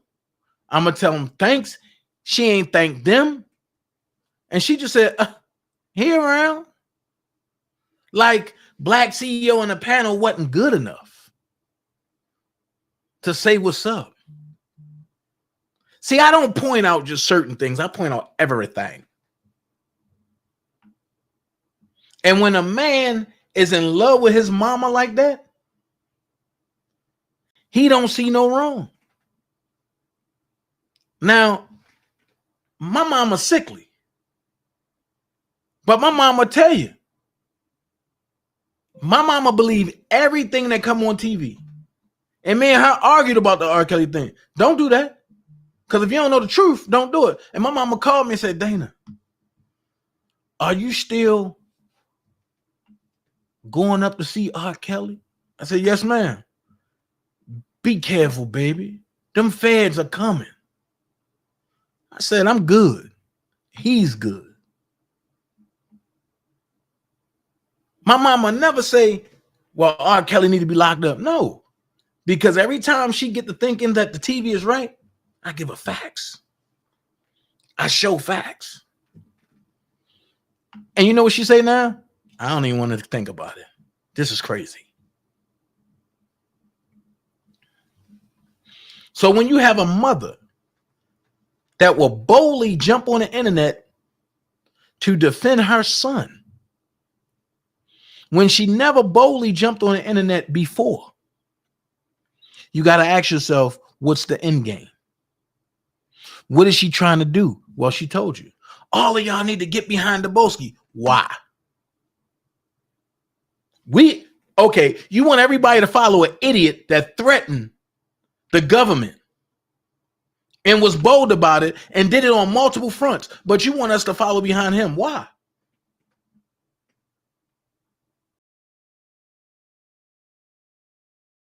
I'm glad I wasn't on there. Today would have been the day that Black CEO would have told me, Dana, you can't come back.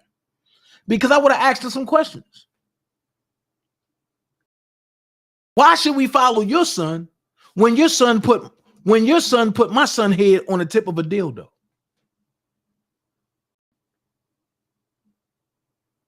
Why should we follow your son when your son came in a situation trying to overtake something that I already have in place?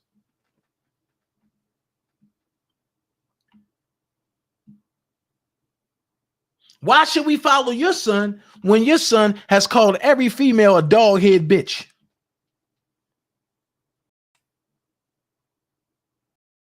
And they didn't start with them first. He started with them. Why should we follow your son? And now I'm going to go here. Why should we follow your son when your son got mad because a certain blogger cut him off and he wanted to show all of her naked pictures? And then play the sounds of what they did.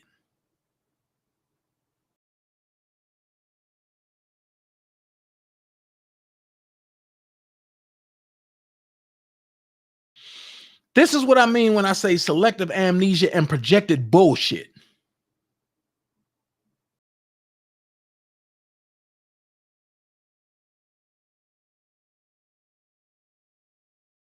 And I'm gonna be honest with you. I had it planned to go on Black CEO channel today, but I got in from court and I went to sleep.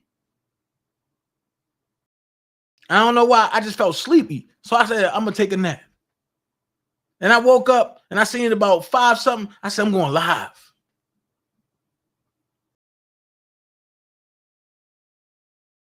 You know what? I'm pissed the fuck off now, and it's Friday night. So what I'm gonna do? I'm gonna replay the video tonight. I'm gonna go live and I'm gonna premiere the video of what they did to Prima Donna.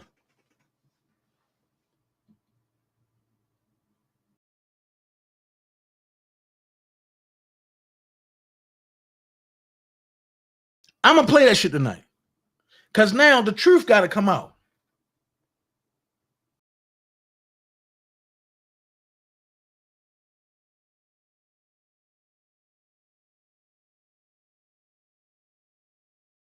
If somebody did that to his mama, he'd been had a conniption.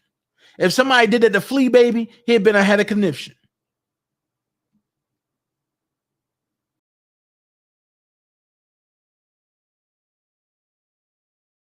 You want somebody to feel bad for your son because you feel bad for your son. You failed your son as a parent. Ain't no son of mine, ain't no daughter of mine gonna be disrespectful like that. Not to no adults, not to no older adults. Mama Mary old enough to be everybody motherfucking grandmama. And the shit he did was horrible. But then when something happened to you, Mama Gun, this what he say? I believe they did this to my mama, man. Y'all did this to my mama. Y'all did this to my mama. I'm going to make y'all motherfuckers pay. I'm going to make you motherfuckers pay.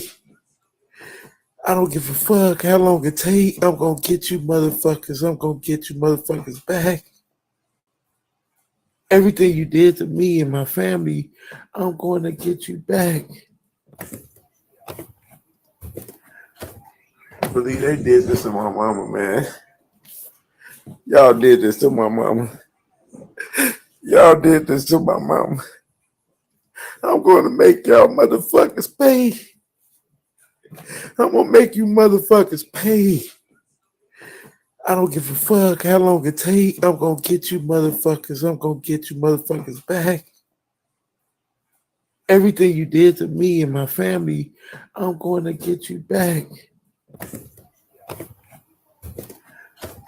I believe they did this to my mama, man. Y'all did this to my mama. Y'all did this to my mama. I'm going to make y'all motherfuckers pay. You haven't been back on the internet since you paid him out that. Since I paid him out that what, Darlene? Who paid somebody out something?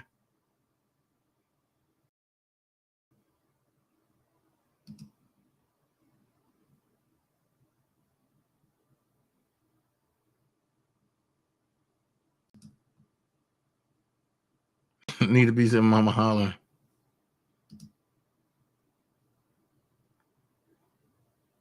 That's what I want to know.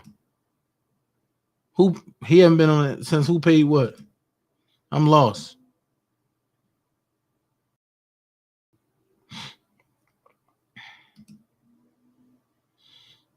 Mama married 21. Mama married crazy. I love that lady.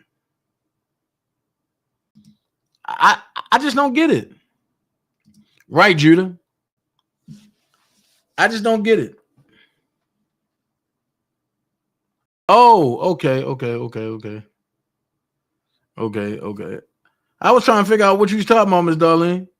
I was like, what? I'm pissed about that.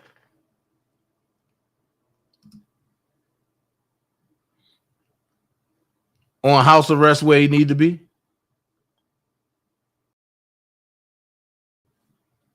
I'm pissed about that. Vet.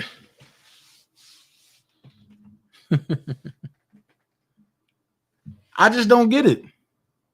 Like, if you're going to be a blogger, be a blogger. But Bedbug page gone. If you want to be a blogger, be a blogger. But when you go fucking with people, and when they come back and fuck with you, don't cry victim. And seeing what's happening is the Bolski got his day. Motherfuckers came and got him. You can't go around threatening people.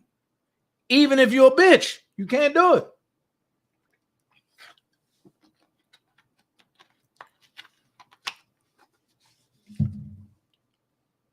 You can't do it.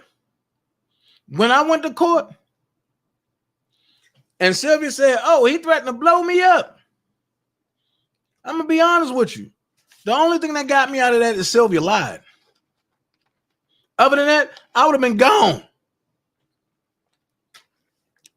Even though I didn't say nothing that's really talking about killing her, because I don't do that. I just said if the police wasn't here, it would have been 4th of July early. I would have blew her up. What do I mean?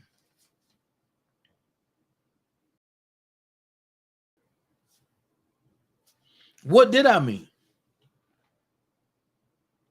Man, now Taylor, don't put that nigga name in here. Fuck that nigga. No disrespect, but shit, I don't fuck with that clown ass nigga. He a pedophile.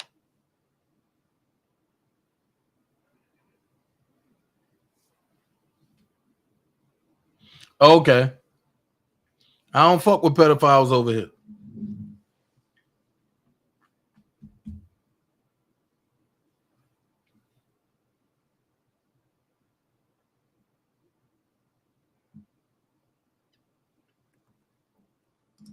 I don't fuck with nobody that's a pedophile. Vengeance is mine, left on loud to the Lord. Ain't through with me yet. It is me who has the last laugh. Facts. Facts.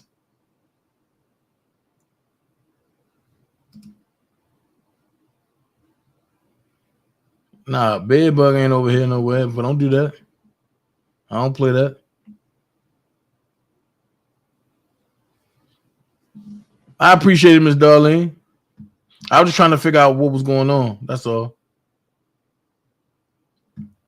Right. They trying to send their parents after me. You know, I'm telling you. Playing with me, man, that'd be an ugly situation.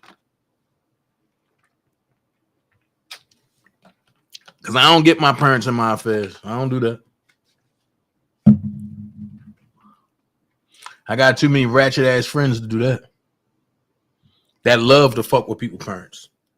Let's go there. I got too many ratchet ass friends that love to fuck with people's parents. Oh, okay. Yeah. My fault, EJ.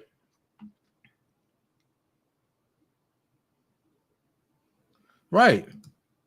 That part right there, Miss Darlene. And you heard her say, R. Kelly need to be in jail. But how is your son walking down the street protesting for R. Kelly? Make that make sense.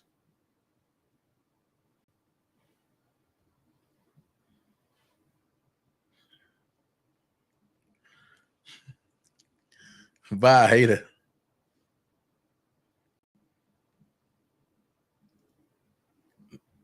Bye, hater.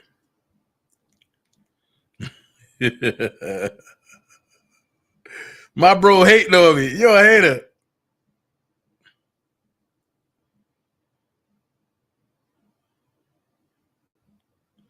Nah, that's my dog, though. That's my dog.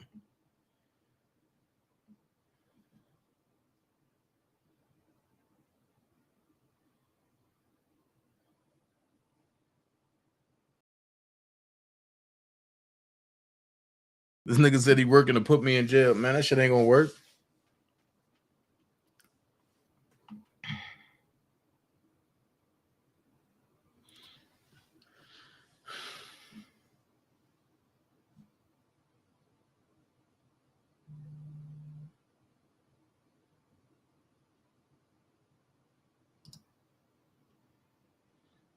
Valerie, you don't want to mess with Dane.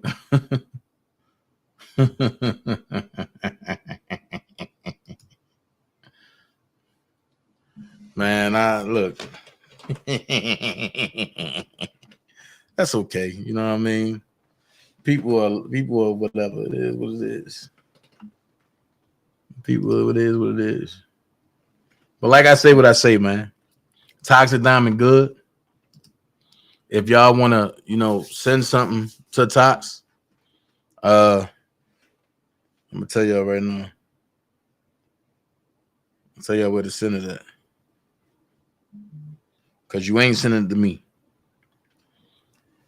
If you want to send something to Tox, send it to $ Dear, DEAR, Yvette, YVETTE, show, SHOW. That's where you send it to.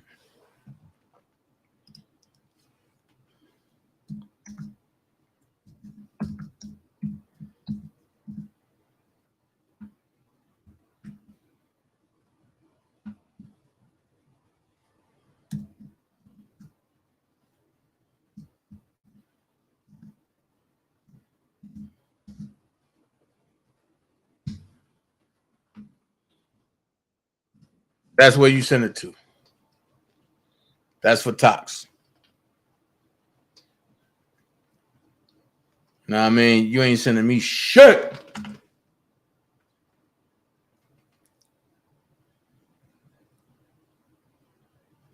But like I said, man,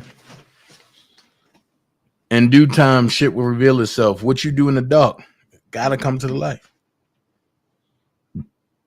Now that you know that his mama feel like that, and you know he feel like that, you gotta question everybody over there that rock with him, because birds of a feather do what? Flock together. So they all feel like that. Make it make sense. But look, it's 9:01. I'll be back at 10 o'clock. I'm going to present the video of Daboski and others when they tormented Prima Donna, so people can know what Prima Donna went through at the hands of this guy while she was pregnant. I don't care what none of y'all say. It's downright disgusting, it's dirty, and it's nasty. And that's my stance on it. And I don't support it or condone it. Hey, you've been live on the Dana J Show. I've been switching channels left and right. It is what it is. Don't forget to come support me on Rumble. Rumble.com/official Dana J. On that note, about to get up out of here. But I'll be back in 58 minutes to show y'all what it is. All right? Be blessed. God loves you. And so do I. One.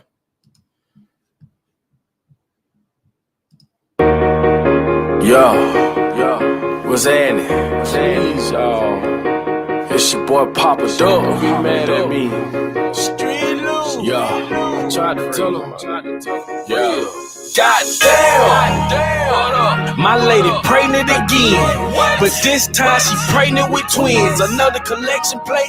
Come on, preacher, that's kind of strange. I'm sorry, God, I need that little change. I gotta do a couple things, cause that stimulus, it ain't stimulate. Tax time, the mama got pissed and won't let them claim the baby. They shooting again.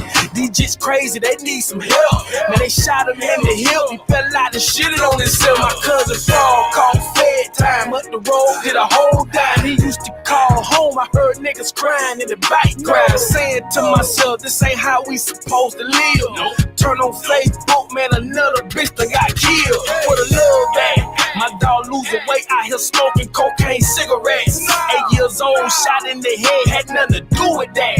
That baby innocent. Go get George Zimmerman if y'all just wanna kill a bitch. That's why I'm asking Jesus. Please tell me why you leave us. Tell me why you leave. These people wanna dead. On the internet capping, that shit is fake, bro. In the mirror showing your ass, putting no makeup. Man, y'all better wake up. Wake up. Wake up. Wake up. Wake up. Wake up. Man, y'all better wake up. Wake up. Wake up. Wake up. Wake up. Wake up. Man, y'all better wake up. I've been telling y'all better wake up. You can't nail bitch, say Papa Duck ain't say nothing. I told y'all everything. I told you I like the government stole it. I told y'all about COVID, the CIA and the cloning. MK Ultra, the whole world's under hypnosis. They turn the TV off, that's how Hollywood control us. And ain't no cure for cancer, you're right, that's some bullshit. If they can lead us and go to the moon, they'd have been done did it. And if you took the shot, I pray for you. Lord, no. Don't want black folk to grow, so they put us on birth control. And just cause you go to church every Sunday don't make you saved.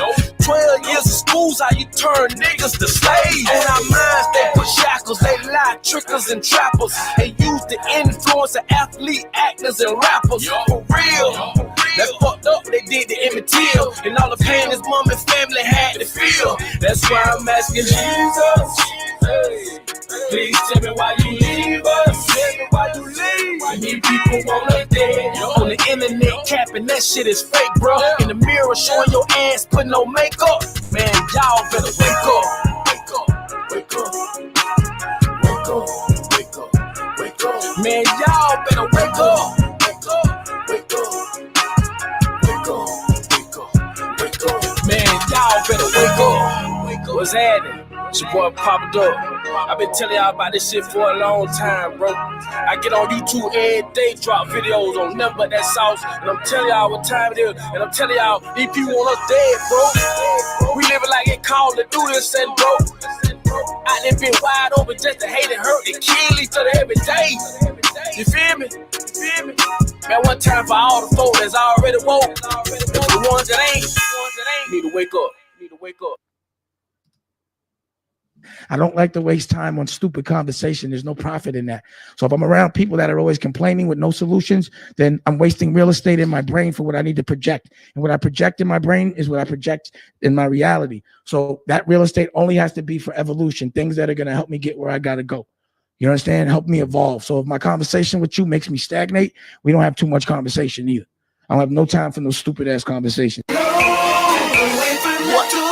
Say it, what you gonna do now? Hope you're ready, cause I'm really about to put it down. Girl, you know that I will never disrespect you.